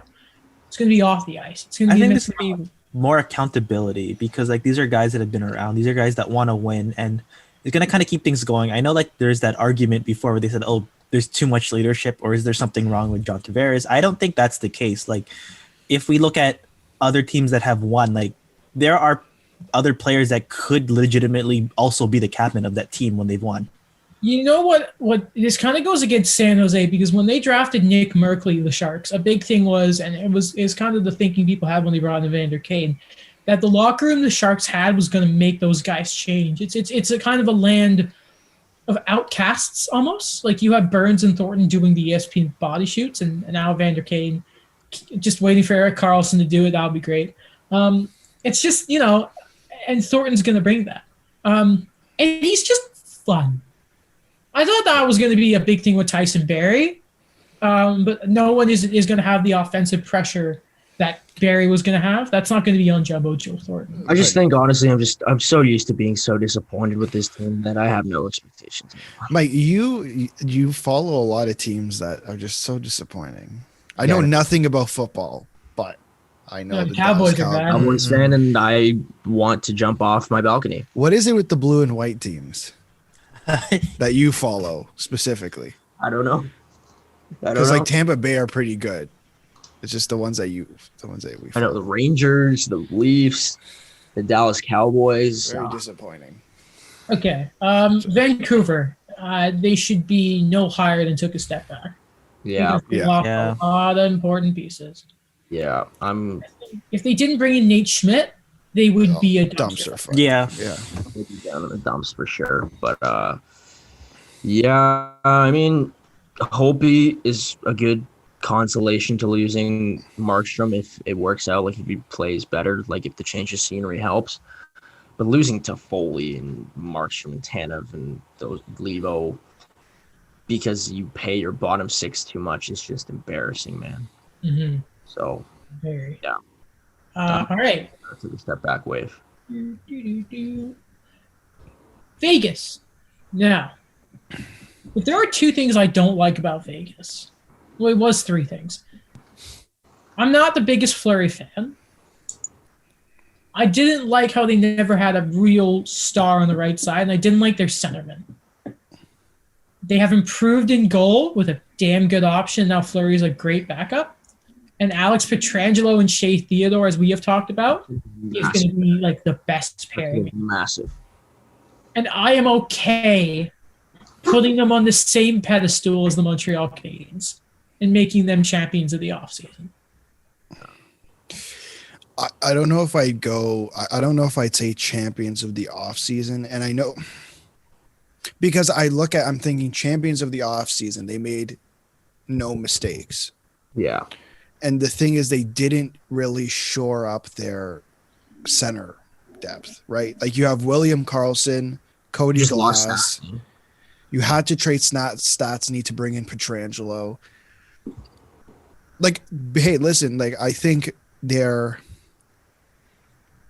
I'd still put them under fabulous because, you know, bringing in Alex Pietrangelo, even though you had to lose Nate Schmidt, is more than just a single step forward, right? Yeah. But to put them in champions, they had to fit. Like Montreal literally fixed every single area of need. I feel like Vegas might have not done that. You know what else too, man? Vegas also retained Leonard for less than market value. Yeah. The guy straight up could have gotten 6 to 7, maybe more if he wants a rebuilder. I mean, what did Markstrom got 6, right? Yeah, and he's better than Markstrom, much, Right. I think. And he to do that, like I can give him a fabulous. I give him more brownie points if Kelly McCrimmon was able to give him more, unload a bit more salary. But you know, I think they did fabulous. Like I said, that's probably the only thing I have on them at all. Daniel. Yeah, sure. If you got to shore up their center depth, but you know, good for them. I think for them to land Petro is huge. So, Daniel, where are you here? I don't know. It's really hard to kind of gauge because like Daniel's like You know- dumpster fire. yeah, you know, they knew what they kind of had already coming into the offseason, and then they just kind of kept adding. I know the Paul Stastny thing's kind of hurt them a bit, but I know that was necessary, and you know he's not really the player he used to be. But the Nate Schmidt one, I think if they kept him and managed away, I think they would be champions. But I'd put them in fabulous. I'm fine with that. My dear sweet, I love you. I'm talking to the Habs logo, not any of the guys. Not the Capitals, okay. The Not the Capitals. It says I the think the- Capitals. The Capitals are weird because I saw a vote on one of the athletic articles for the most improved team. Somebody put the Capitals there, and I'm like, okay, you brought in Schultz, you lost Holtby, which say what you want about Holtby in his career now, it's a big part of the team. He's still starting in the playoffs. Still respect due to Braden Holtby. Like if he bounced back, I wouldn't be surprised. I'm not counting on it, but I don't think they got worse, and I don't hate the Schultz signing because it's not like he'll be behind Carlson. But I don't know if it was enough for them to take a step forward. I think, and I don't think they've gotten worse by any stretch of the means. No, yeah, I agree with you. I think you know what, Lundqvist is going to be a great mentor for Samsonov. I think their biggest move was. I think their biggest move for sure was re-signing Brendan Dillon because I think Brendan Dillon's the perfect complement to John Carlson.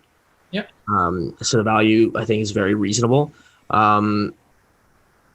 Targeting more of a defensive defenseman would have been better, but I can see why they brought in Justin Schultz. I mean, he's kind of a variable, so I mean that's a good contract.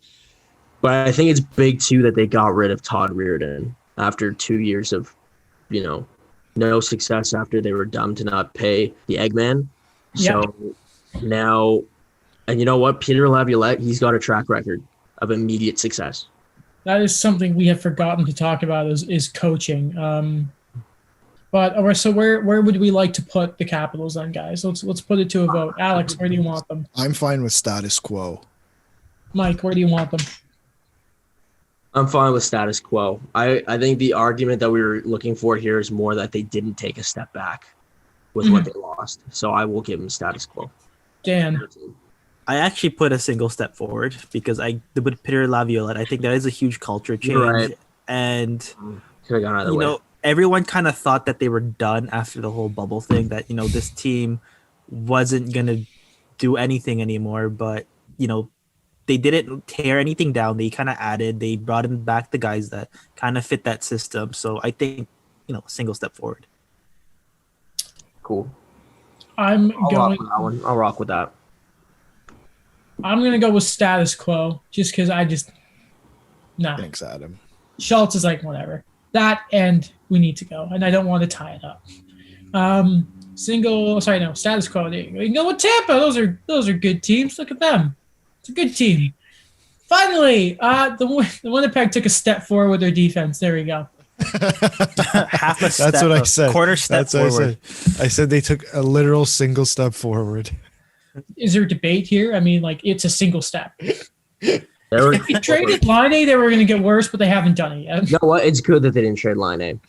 Well, it's really, really good that they didn't trade Line. Everyone's saying they're still going to trade Line. Yeah, but you know what? No, it's good that Kevin Cheveldayoff didn't. Because moving him for less than he's worth just to resolve his situation, it wouldn't have been smart. It'd be ponying up to him, especially when you got to kind of make up for the fact that, Brian Little might be out for the year. Like, yeah. You can't, like, and we talked about this when that happened, like that leaves them with more than just a defensive hole to fill. Right. So I think to keep Laine so far is a good option. Let him bring back his market value. DeMello, I think, is underrated. So good to bring him back.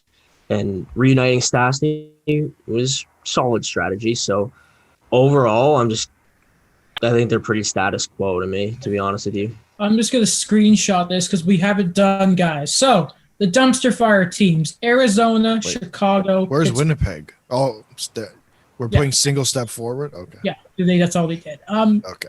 Teams that have taken a step back: Boston, Florida, Minnesota, Nashville, the Islanders, the Rangers, Philly, San Jose, St. Louis, Vancouver. The status quo teams: Carolina, Columbus, Anaheim, Dallas, Oilers, LA, Tampa, Capitals. A step forward taken by the Detroit Red Wings, New Jersey, the Buffalo Sabres, the Ottawa Senators, and Winnipeg. The fabulous teams: Calgary, Colorado, Toronto, and Vegas. And we have crowned them the champions of the offseason. Ladies and gentlemen, the Montreal Canadiens. Allez, Montréal, nos équipes nationales. Oui, monsieur. Bonjour, je suis au Québec, monsieur. Oui, monsieur, oui.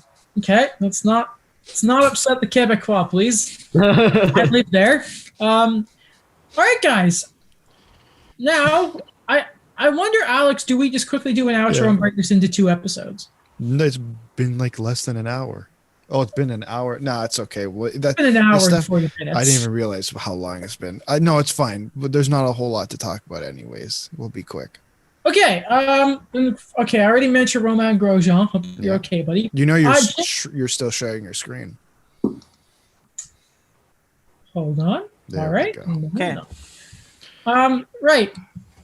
I guess first things we shall talk about. I mean, there's a few things. There's a few things. Just because we don't know how long we're going to go. Hockey Canada. It's bad news. They will be quarantining for a little bit here. There were some cases. At first, there was the guy who was a quote, a not essential part of the team. And now, I mean, we're supposed to be ignore the motorcycle. That's when you know I'm back in Ontario. Guys, I don't want the World Juniors to happen. But I'm getting kind of scared. Me too. It's just, it's gonna be, if it happens, like we know it's gonna be great. Like Team Canada is going to be. Lafreniere might go apparently. Yeah. Which I'm so in favor for because he's gonna crush everything that's ever gonna be in front of him. But can we put odds on right now that it's gonna happen? I mean. The NHL had I understand it's the NHL, but when they were doing their bubble in Edmonton, let me point out, there was nothing going wrong. But Team Canada so far, it's been shaky. Yeah, but it's different. They're not in the bubble yet, though, right? Like that the whole point of this process leading up to the bubble is you're supposed to catch the cases before they actually enter the bubble. That's what the NBA did. That's what the NHL did, right? Like at the end of the day, I think it's better that they catch the cases now than if everyone's in the bubble mingling, whatever, and you get a case then. Because if you get a case then, you're screwed because one person gets it. They hang out with a guy on Team USA. That guy hangs out with a guy on Team Russia, whatever the case is, and that thing's going to spread like wildfire. We've been lucky so far to this point that we have, like, in the sports that have played bubbles, like the NBA and the NHL, that we haven't seen any cases. Like, we're very, very, very lucky to not have seen a single case in those Except kind the of. MLB. The MLB didn't do bubbles. They did for the playoffs, didn't it? Okay, yeah. Yeah. But I mean, from the regular majority play. Yeah. So I don't know how that, like, I don't know how, obviously this is a very spreadable virus, and you hope these obviously, these kids, they're young, they're strong, but you hope that they'll be fine and recover well, because you never know the long lasting effects. But yeah, it's worrisome, like Alex said.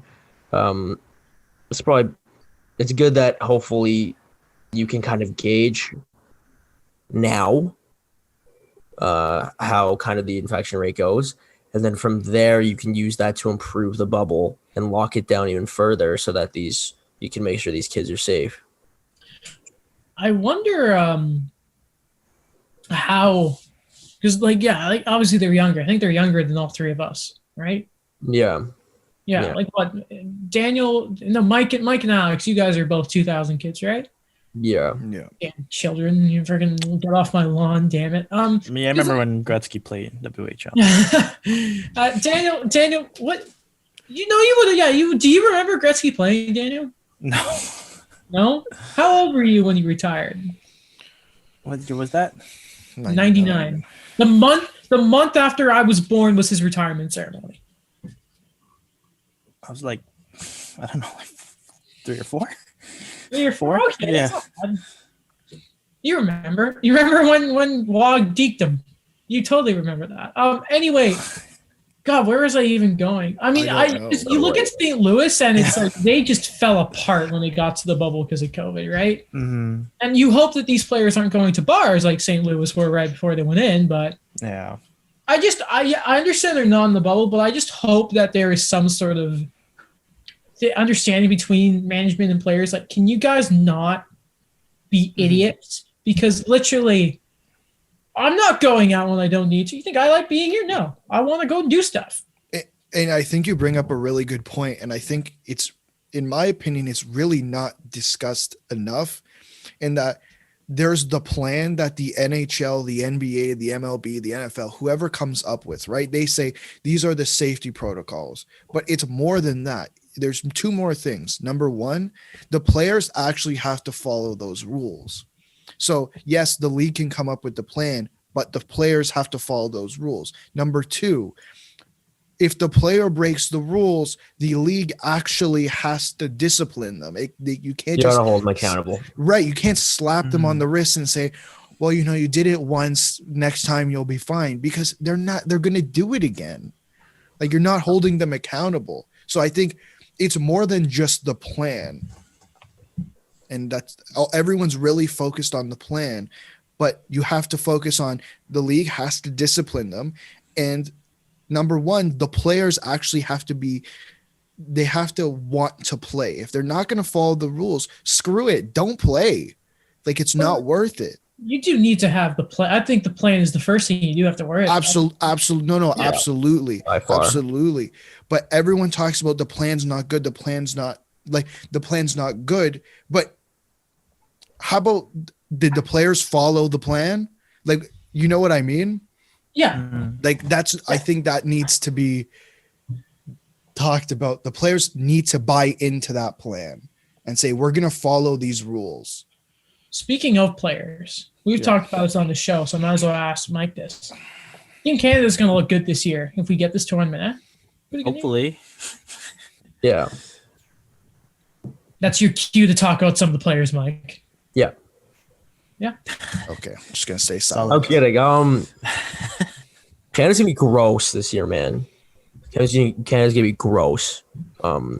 Especially if they get Lafreniere, like, oh my God, like, what's happening? But kind of sucks. I really want to see Owen Power play. As you guys know, hopefully, I think you guys know, I'm a big Michigan guy. I love the U of M hockey team. I love following them, and I love watching him play. So A bit of sucks that they won't let him play, but either or, I mean, you still got a top 4 D-man and Bowen Byram, Jamie Drysdale, Thomas Harley, and then probably like Bryn Schneider or Kin Gooley, whatever his name is. Ghoul? I think we said his Ghoul. No, it's Gooley. Gooley. Yeah. Ghoul. Gooley. I heard it from the man's mouth himself. Cool. Ghoul. Like we've been going for an hour and 48 minutes. Go on. But then like Kirby Doc he's gonna be the man of this team. Kirby Doc, Cousins, and McMichael is just a yucky first line. Is Byfield going? He wants to go. Yeah. And I think LA will let him play. So to have him probably throw Perfetti on his wing, and then a guy like Seth Jarvis or Phil Tomasino, that's nasty. Mhm. The only thing I kind of see them a little bit back on is probably just goaltending, really. Feels like it's been that for a couple years now. Pardon? It feels like goaltending's been a question mark for the past few years. I don't know if that's just me. Yeah, It feels like it has. it's been like that since Carter Hart, to be honest. Like that's there hasn't really been like, that can't miss kind of guy. I mean, like we thought that with Jordan Bimington or we thought that with Malcolm Subban, but And I don't know about you, but I think that's where the U.S. is the strongest. Yeah. It's goaltending. Their goaltending is going to be phenomenal this year. It's Spencer Knight and who else? Dustin Wolf, probably. Dustin Wolf's in the WHL, is he not? I believe. Calgary draft pick. Yeah, Calgary. He's a Calgary draft product. But The Russians are going to have something to say about that. this Canada team, like Daniel? from the training Right. camp alone, reminds me of the Colorado Avalanche. Oh, Wow, there's a lot of motorcycles at yeah, Adam's Jesus. house. he was just one guy. There's just one guy. Tell him to shut Is up. it a Pickering thing, like the Okay. motorcycles? I don't know. Feels like it is sometimes. Right. Also, You know who's sorry, Adam. You know who's gonna be a really good team? Team Finland. I don't No. know why. It just Team just- Finland. they've been getting better and better. I think I- I think the top 3 teams of the tournament are Canada, Russia, and the USA. But we say that every year, right? Yeah. Yeah. Thing is, Russia's gonna be carried by their goaltending, I think. Yeah. Well, I mean, That's yes, they who's have gonna be- Askarov. That's who's gonna be carrying them. Yeah, they have Askarov, but they also got Rodion Amarov, Vasily Pokolzin, Mikhail Abramov. Just anybody with the last name Ov, really. Like They're gonna be a good Hovkov, team. Alex Vladimir. they're gonna be a good team too. Oh, they have a couple Leafs guys, yeah. Mhm. Abramov. Their goalie. The one thing I want to kind of mention is in terms of the chances of this tournament happening, because I think I added to the doc about, like the whole U Sports All-Star team. There was nothing like that this year. And then the thing they wanted to do was University of Alberta go against like the selection camp. And then, that was canceled too. That was supposed to happen the 28th and 29th. So like, because I love watching that every year. yeah, Like last year, I remember Ryerson's player on the team was a guy I covered a lot was Matthew Santos. Matt Santos. Yeah. Yeah. So he was Ryerson's representative on the team, and now I mean, it looks like there's no. And you know what? Watching the U Sports All Stars, they usually they win, man. They beat the juniors kids a lot. It's fun to watch. So for them to not have it this year because of COVID, sucks. Yeah. Yeah. COVID just sucks, period. Just another wrench in like the odds of it happening. Yeah. We all want it. The World Juniors they're always special. But it feels like the last few years, maybe people have sort of started taking a bit of a step back. And maybe this year, if we can have it, and you have these, guys like Lafreniere who should just not be there, obviously, can really make something special again. The I World know. Juniors is gonna be it's supposed to be the end of December. Yeah. Yeah. It starts for Christmas Eve. It starts Christmas, I think. Okay. If there is a plan, so I believe in 2013, the league started January 20th, and the same in the lockout in the early 90s. If they start January 20th again and training camp starts at the beginning of January, do Lafreniere and Byfield go to the World Juniors? Byfield said Byfield. It's pretty much under assumption that he's going to go. Like, Okay, I think about Lafreniere. Lafreniere, that's the only one I don't know about. I don't know what the Rangers will do with him. I feel like I don't know. That's a good question. I'd be worried because he got hurt last year, and everyone's like, That is please. true. The guy did get hurt at the juniors. As a fan, I want him there. Yeah. Because they'll destroy everyone. Mm-hmm. But at the same time, you want because Byfield, because you know how like Team Canada always do that thing of like when Lafreniere was first on the team, he's fourth line, you don't care about him. And Byfield got that last time, and you'd like him to really get that shot. You don't want like what happened with Barrett Hayden. He came in, it's like, I'm Captain Canada now. Yeah. And I get in trouble because I didn't take my helmet off, and then everyone gets too crazy about it. But Byfield's gonna be better this year, so I think it'll be. I hope he makes it. Like I hope he can play. I hope Lafreniere. I mean, I can go either or. If Lafreniere does play, well, that kind of just says that Canada really is the team to beat. Mm-hmm. But I can kind of understand if he doesn't play or if people don't want him to play because it'd be like a cheat code. Yeah, exactly. It's like going in rookie difficulty and selecting your assignment, really. Yeah, right. And it's like the big debate with the Olympics. People want to see the amateurs in the Olympics, right? And that's the whole argument with why sometimes people are like, no, we don't want the NHL at the Olympics. Sorry, who makes that argument? Because I've never heard that I've never recently heard that argument made. I read it. First time I read it in the Sun a couple years ago. Oh, okay. That's reliable. Okay. I wonder who wrote it. Well, let's not forget. Rent free, Alex. Rent free. Let's not forget one of the best hockey stories of all time didn't have the NHLers there. It did. You're right. You're absolutely right. You're absolutely right. But we all watched the 2018 Olympics, right? I'm just like it really wasn't the hockey really wasn't that entertaining. Like Ilya Kovalchuk. It was. What are you talking about? Voltek Volsky? So you're saying you'd rather watch what's more entertaining, the when the NHL players were there or the 2018 Olympics?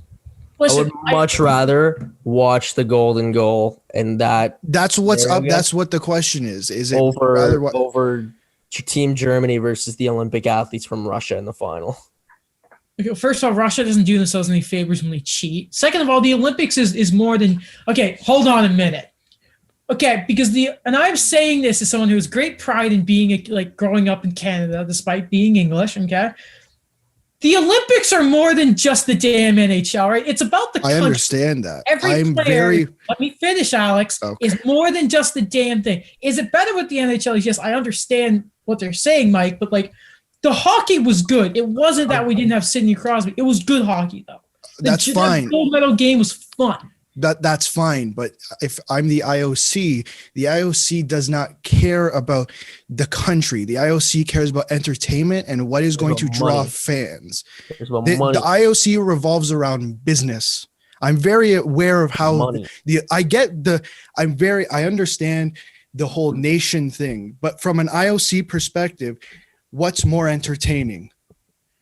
What's going to draw in the fans? If the NHL players aren't there, half the NHL fans aren't going to watch the Olympics, especially if the NHL is playing on top of the Olympics. What gets me is you said the hockey wasn't great. Business-wise, Alex, I don't know nearly as much as you. You're right. I get that. It's just, let's not forget, what the Olympics really are for a second here. And saying the hockey's bad, I think that's just an insult to everyone else that was playing there. Fine. It wasn't as entertaining as when the NHL guys were there. Is that fair or not? Yeah, that's fair. Okay, that's all I was getting at. It's just, you said the hockey was bad. Saying entertaining and bad is completely different. Okay, my bad. Wrong word. That's not what I was getting at. Okay, well then just use the right word next time. We'll be fine. Technical bad guy, Alex. Okay. Come on, man. Okay. Whatever. Okay. All right. We can move on then. No, I think we gotta officially put Adam now as the new commissioner. Commissioner Adam now will be the name of the group chat. Okay. Cool. Commissioner of Hockey Canada. I like fun. I like stuff that's different. Johnny. No, we gotta pause this for a second because that just reminds me of how Adam just totally called me a Scrooge on Twitter. When did he call? because Dr. Fauci says that Santa can't get COVID. Oh. Like, oh, give me a break. And then Adam just goes, this just did Mike hates kids. And I'm like, come on, man. Because you do. No, I You don't. didn't have to do that. You didn't have to call out the Christmas, man. It's already gonna suck because we don't have we can't see people. Don't kill Santa without. Don't do that. Just be there for the kids. Just be like, "Attaboy, Fauci, you're doing it right." You don't have to say, "Oh, give me a break." That was You're so always a funny. Scrooge on Twitter. You know you are, I'm not a Scrooge. A little bit. dude. I can see the green in your skin. You're the Grinch man. Oh, come on. No. Yeah, you are. Johnny Boychuk. Now there was a very scary incident with him back in the season. It's all I can say because it's the past year has just been a blend, right? It was a game between the Islanders and the Canadiens where Arturi Lehkonen accidentally, when he was falling, cut Boychuk, and it was disgusting. Skate barely grazed his actual eye, I believe. He eventually came back. He played in the playoffs. Of course, the Islanders didn't go very far, and it looked like he was okay. But during that small series, I remember him taking a good couple of hits and one that he even had to leave the game for. We now know that apparently there are some issues with his eyes, especially the peripheral vision, and that's pretty important. As somebody who, my right eye is, if I lost it, I wouldn't mind. It's basically just peripheral vision on its own. Vision stuff is extremely scary, and I think it makes sense that a guy who, a defenseman, plays a hard style, is stepping back from the game because, man, if your eyes start going, it speaks for itself. An amazing career from Johnny Boychuk, though. A Stanley Cup champion with the Bruins in 2011. I mean, a warrior through and through, really. Mike, what did you say? Guy's an absolute wagon, just out there murdering guys. He was a great hitter, great defenseman, entertaining. So it sucks. You never like to see a guy's career cut short because of something like that. You pray for his long-term health. And he has a big endorsement from the players as just being a textbook great guy. I remember a couple months back in the midst of the pandemic, as it started, as everything shut down, Spin Chicklets was still rolling out their interviews every week, and they had Milan Lucic on, and he was talking about he's like, at the end of it, he's like, okay, do you have any final thoughts before we leave? He's like, yeah, quickly, I just want to say Johnny Boychuk's probably my best friend, favorite guy I've ever played with, and I just want to say he's feeling well, he's doing better, and a lot of people in the league love him. A lot of people he's played with, a lot of people that he's played against, they respect him as a competitor. So, you pray for the guy. You hope he's doing well, and you hate to see that's how his career to go out. But nevertheless, thank you for the highlight reel hits and booming slap shot. Yeah, Alex. Yeah, well, Mike said most of it. I saw a lot of players come out. I think one was Devin Tays. He sent something to Devin Tays, I don't remember off the top of my head, after he scored his first goal. So, clearly guys loved in the locker room. So it sucks to see him go. Daniel. Yeah, when I think of Johnny Boychuk, it's just that consistent guy that, I arguably think that, he was a cog in that cup win in 2011 that I think the Bruins never really replaced when they traded him to the Islanders. And his game has transitioned really well from the early 2000s up until, his later years with the Islanders. He's a leader. He's a guy that, he could take the hit, he could give out the hit, and, he was just so consistent for that Islander team that, I don't know, they had so many other changes going on, but he was always kind of there, making sure that, he filled up the minutes. Mm-hmm. We touched on it a little. Let's see. First, I want to talk about the Panthers. They hired a new scouting boy, Shane Churla, who was previously, for the past 4 seasons, has actually been the director of amateur scouting for the Montreal Canadiens. This is kind of a weird move when we look at it because the guy is sort of taking a lateral, but at the same time, it's not a lateral move.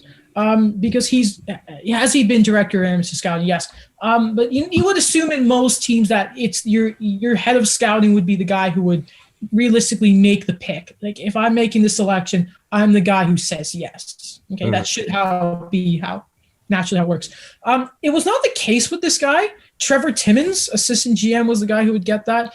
He's not Rob Ramage. He's not the head of player development. But the Panthers have now hired a guy who, regardless, has been part of a scouting division with the Canadiens that has really improved over the last few years.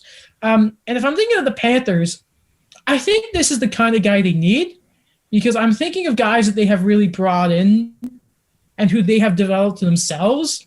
And I'm thinking in net, they don't really have that. In defense, you got Ekblad the first overall. That doesn't really count. Everyone else, like Stroman, we used Gudas as well. And up front, I think it's really just been Huberdeau and Barkov, and one of them were top 3 in the draft. A pretty important move for the Panthers to make. Yeah. I think it's Mackenzie Weegar. Yeah. Mackenzie Weegar. So 2 defensemen, 2 forwards. And I think they developed Trocheck, but then threw him to the weeds. Henrik Borgstrom might not come to the team again. Yeah, Borgstrom ran away. Who knows what's happening for Lexi Hiponiemi, World Junior star, by the way. Great name, Hiponiemi. Fantastic name. I mean, they better do Spencer Knight properly. Yeah, let's hope Throw that. him in right away. All right. Good discussion. Move on. The Blackhawks made a slew of hiring. We'll talk about one specifically. Kendall Coyne-Schofield. Of course, she competed in fastest skater a few years ago at the All-Star game. Actually beat Miro Heiskanen. She's been brought on staff. And we had a little talk about hiring, being inclusive of hirings in the NHL. And we have a step in the right direction here. It's nowhere near enough, but it's nice to see the Blackhawks do this, especially since they really need a sort of change in direction up front. They brought in Juan Gonzalez for strength and conditioning. They brought in Eric Condra to be a player development coach, but new names and new faces in Chicago that they desperately need, Daniel.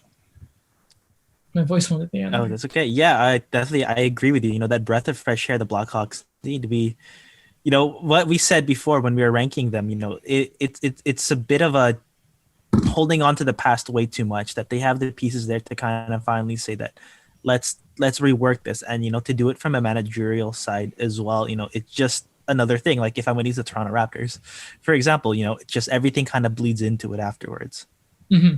By the way, 3 minutes ago, Mike tweeted, "Oh baby," looking at Evander Kane calling out Thingy Paul. I was going to say that. Jake Paul. Jake Paul? Oh, loser. By the way, congrats to Mike Tyson for losing a fight or tying in a fight that he should have won, by the way. Alex, your thing on the new Blackhawks hiring. By the way, Kendall Coyne-Schofield's official title was Player Development Coach and Youth Hockey Growth Specialist. Yeah, I think it's, like you said, is a really good move in the right direction for a franchise that's it's quite, I guess, interesting. But it's good to see them do it. I hope more teams do stuff like this. Like I don't know if we got to this last episode. I don't even know if it happened last episode. Joel Ward. He's going to be assistant coach with, I think it's the Henderson Silver Knights.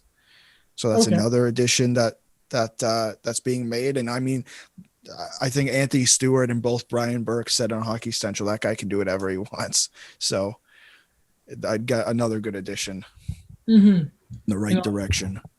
Mm-hmm. Michael Jagasar. Yeah, I think it's great.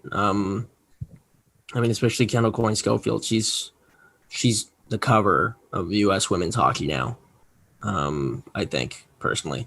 And, I remember, was it her that she didn't face criticism, but it was Pierre talking down to her? Yeah. I think it was her, yes. Yeah. It was. Oh, my gosh. Cringe. Classic Pierre. Who knows what Sidney Crosby ate for breakfast this morning, probably. But, I mean, I think it's awesome.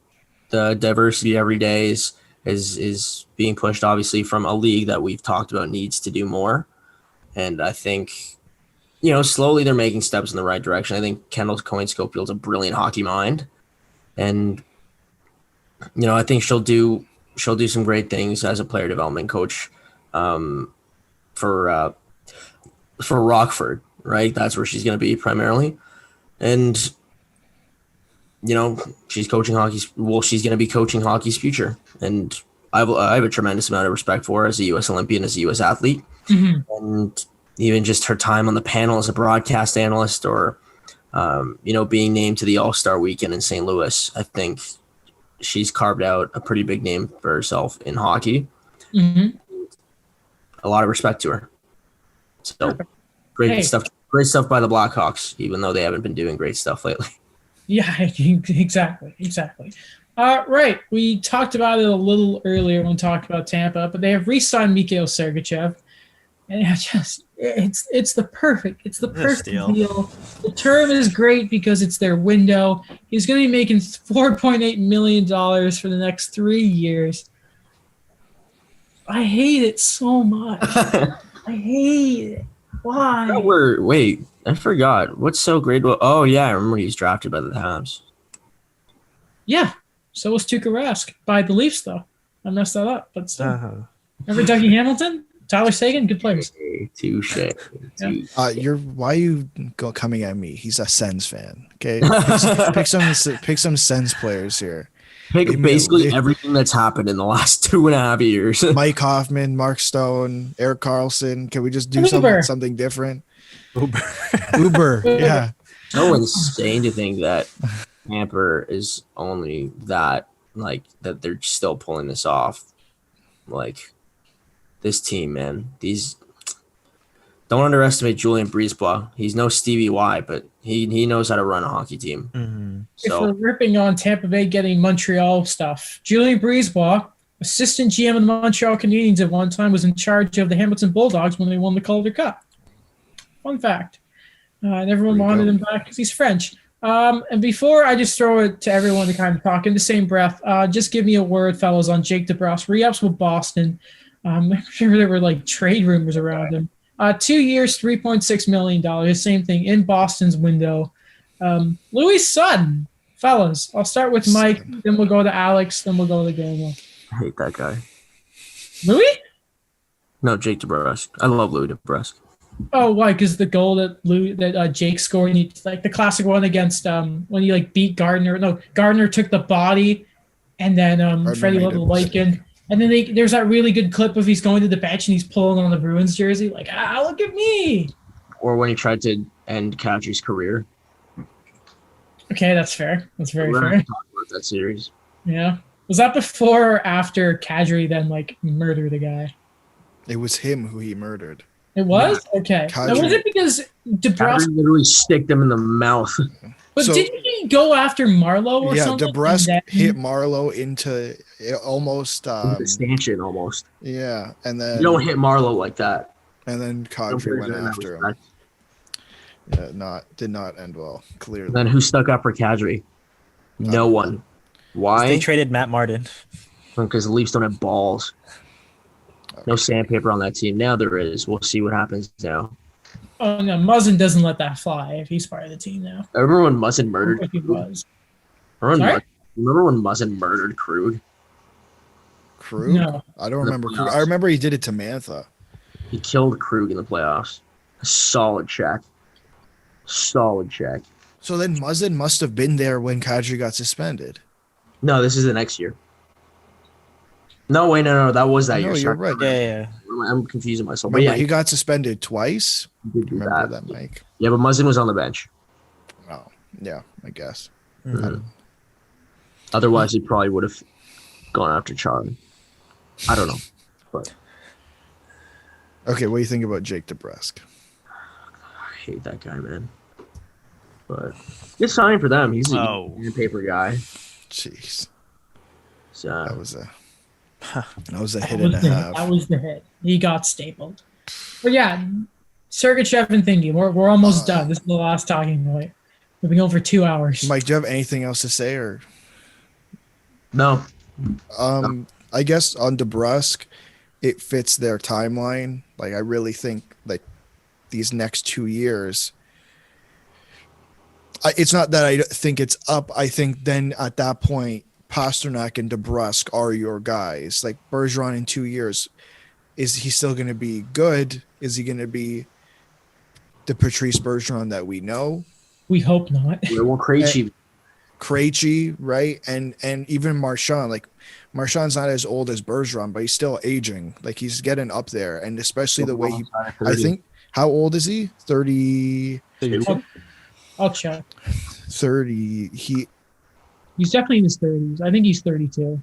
Is 06 draft, right? Yeah. He's 32. He'll be 33 in May. Yeah. Right. So he's getting up there. And you know, the way he plays, it's gonna hit him hard. So I think these next 2 years are kind of crucial for the team. Exactly. Did you touch on Sergachev? Sorry. No, Sergachev, again, it's a steal of a deal. Like, I don't know how they did this. I hate Florida capture. God damn it, Daniel. Okay, just a few things. I think with Sergachev, it's another guy that, he kind of buys into the culture of things. He just wants to win. He's probably going to get his payday eventually, but, it fits the timeline. With Jake DeBrusk, I have mixed feelings about the guy too, but at the same time, Boston has to keep these type of guys. They had to salvage something from this offseason, and moving forward, they don't have a lot of high-end prospects that, they could kind of just wait on. These are guys like Charlie McAvoy where you got to keep them around. Exactly. What do you want to say about Sergey? He's good. Memorial Cup champion with the Winter Spitfires. I talked about Mikhail Sergachev. Yeah, but talk about him again. Okay. Really good. Great player. I think he has developed so well. I didn't think he was going to be this good right away, to be honest. But, Jonathan Drouin is okay. Yeah, thank you. Okay. I cut my wrist the other day by accident. I was just wondering if you wanted me to go get some salt. So, What did Daniel say? I said Jonathan Drouin is okay. Oh.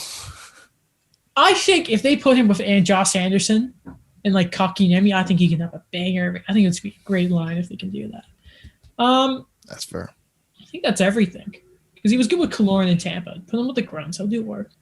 We're not going to do a deep dive this week because we never figured it out, and we've been going through it too. This is actually a short episode for having Mike on. Yeah. We have it on for a point where Mike will be able to get to work nice and early because he's a great employee. Nice one. Sometimes. What? Good one. Sometimes. Anyone closing statements? No. Not from me. Or forever hold your peace. What do you guys think of my Austin Mo? Shave it. Well, no, it's November, right? No, you got to keep it for a few more days. You already raised $1,300. Oh, good for you. That's awesome. Good cause. If anyone wants to donate. Yeah, if you send me the link. Where can they donate? Oh, that's good. You can find the link in our bio on Instagram. There we go. And we've been promoting the hell out of it on our podcast. So you have, are there 30 or 31 days in November? It's 30 days in November, right? Yeah, December 1st is Tuesday. Yeah, so you basically have another day. Hold on a minute. But still, our goal was initially $500, and we reached $1,300. So I'll put it in the description. Thank you. A lot of thanks go out to a lot of people who are keen on donating to men's health. So thank you, everyone. Perfect. Listen, these times of the year, stuff like cancer and that, there are certain words that if I could swear, I would say to it. The cancer, there's a 4-letter word that begins with F that I have to say to cancer. What does it end in? What does it end with? Okay. The letter U. Exactly. There's a phrase that word between the lines. The same word that Checo Perez is saying right now. Oh my God.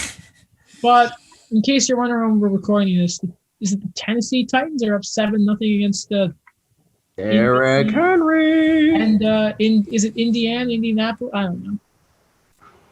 Mike, that's Indianapolis Pacers. Indianapolis Colts. Stop it. The Colts, like Colts. Colts. COLTS. Colts. Yeah. Oh my God. I'm pretty sure a Colt is a. I know it's a horse. I'm trying to remember specifically if a Colt is a. No, that's a gelding. I'm thinking of. That's a horse. So that's right. I just see a horseshoe. That doesn't tell me it's a colt. I can just think it's a horse. It's like saying. That's fair. The bugs of Minnesota. It's like there are thousands of bugs. there's like thousands of mosquitoes, and we don't just call them mosquitoes because scientists are dumb. Not really, but you know what I mean. Let's build a nuclear bomb and then at the end be like, America, maybe don't use it. And then they use it. Shout out to Einstein. Not really. What are you trying to get at? I have no idea what you're going at. Where? You're kind of just prolonging it to talk about like some next stuff now. So I don't know. It's just my mind kind of wanders sometimes. That's funny. I think we're done. Okay, we should end the episode. Yeah. That might be a good idea here. Okay. If you enjoyed this episode of the show, which of course you did, especially maybe the second half got a bit messy there. Sorry I'm being lippy, Alex. But the first half, I really liked that tier list. I think we did a really good job, to be honest. Especially putting Montreal at the top. That's always a good thing. you're welcome for the idea. Yeah, thanks, Mike. Thanks for Hey, Mike, as you know what? always, by the way. Mike. Thanks for coming on the show. Yeah, thanks for coming. Check out Mike's podcast and all his other gubbins. We'll link it below. Or Alex will because he does all the real work on the show. Like begrudgingly, like, yeah. Yeah, no, I'm tired. I hate weekends of F1 races because I have to get up early. I'm not about that. For some reason, I get up for free practice even though it's really boring. I've been up since 7:30 and I gotta work until 10. So So Have a great day. yeah. So check out Mike's stuff. Check out Alex's blog. Daniel's stuff for the IO. Ryerson. come on. Oh, Check out my YouTube God. channel. Oh my your God. Habs needs. Thank you, the voice ad, as always, for being a great thingy. Hopefully, Alex, we can find where Mike swore and censor it. Thank you, Mike. Check out the show on YouTube for a visual experience of the show. It's really going to help this episode especially. Everyone tweet at Checo Perez and Roman Grosjean and Lance Stroll because he flipped his car because of Kvyat. My favorite thing about watch. these episodes is when you start off and you just hear Alex's voice. This episode is brought to you by PODGO. And it goes What can I 3, say? 2, 1. This episode. I know I took that. I didn't realize I left that in, so now I still like it. I know I like it. take that out. That's Now kind of enjoy the rest embarrassing. of the episode. Guys, we're back. I like it. I like it. And then we just do a lukewarm. You know what? I think it's natural. Before we go, I listened to the episode last year. We should do this with Mike this year, where for the last 30 minutes of an episode, we just traded cards. Yeah, That we was- should. Oh my god, right? that was horrendous. That was pretty funny. Okay. Right? It was straight dead silence. Like every 10 seconds as we were opening the card, all you heard was rip, and then it's just like, oh, no visual experience. Oh, I got my Carey Price and I got Brendan. There we go. I haven't been to Tim Hortons in a while, so I bought a few. I haven't opened them yet. I haven't bought them I'm yet. kind of hoarding them. There, I just, So how you even about bought a everyone yeah. go get some packs? I also got a PK. And like just don't open, like everyone get a pack and just don't open them until we're all on a call again. Okay. All right. I'm going to do like an Instagram story today to throw back that episode because it made me laugh so much. Mike's gonna invite himself on the show again, and then it'll be fine. Mhm. yeah, next time you get to my secretary, Alex, just let her know, please. You know, he texted me, Mike did. He's like, Adam, I haven't got anything from my secretary. I saw this morning. I'm like, Okay. Hey, it's better than before when I used to tell you to introduce me properly. I expected you to. I stopped reading that text because I thought it was going to say that. I was going to be like, I am not in the mood for whatever Mike. His, Okay. His Eminence, We just- His Holiness Mike Jagastar will be joining us. We are Every great. rant we go on is another 10 minutes. Alex has to Okay. this and upload Okay. it on YouTube. okay, let's just end Episode the name. episode. Thank you, listeners. Okay, let's end the episode first. Yeah, I got Yeah. to Alrighty, see you guys. Bye.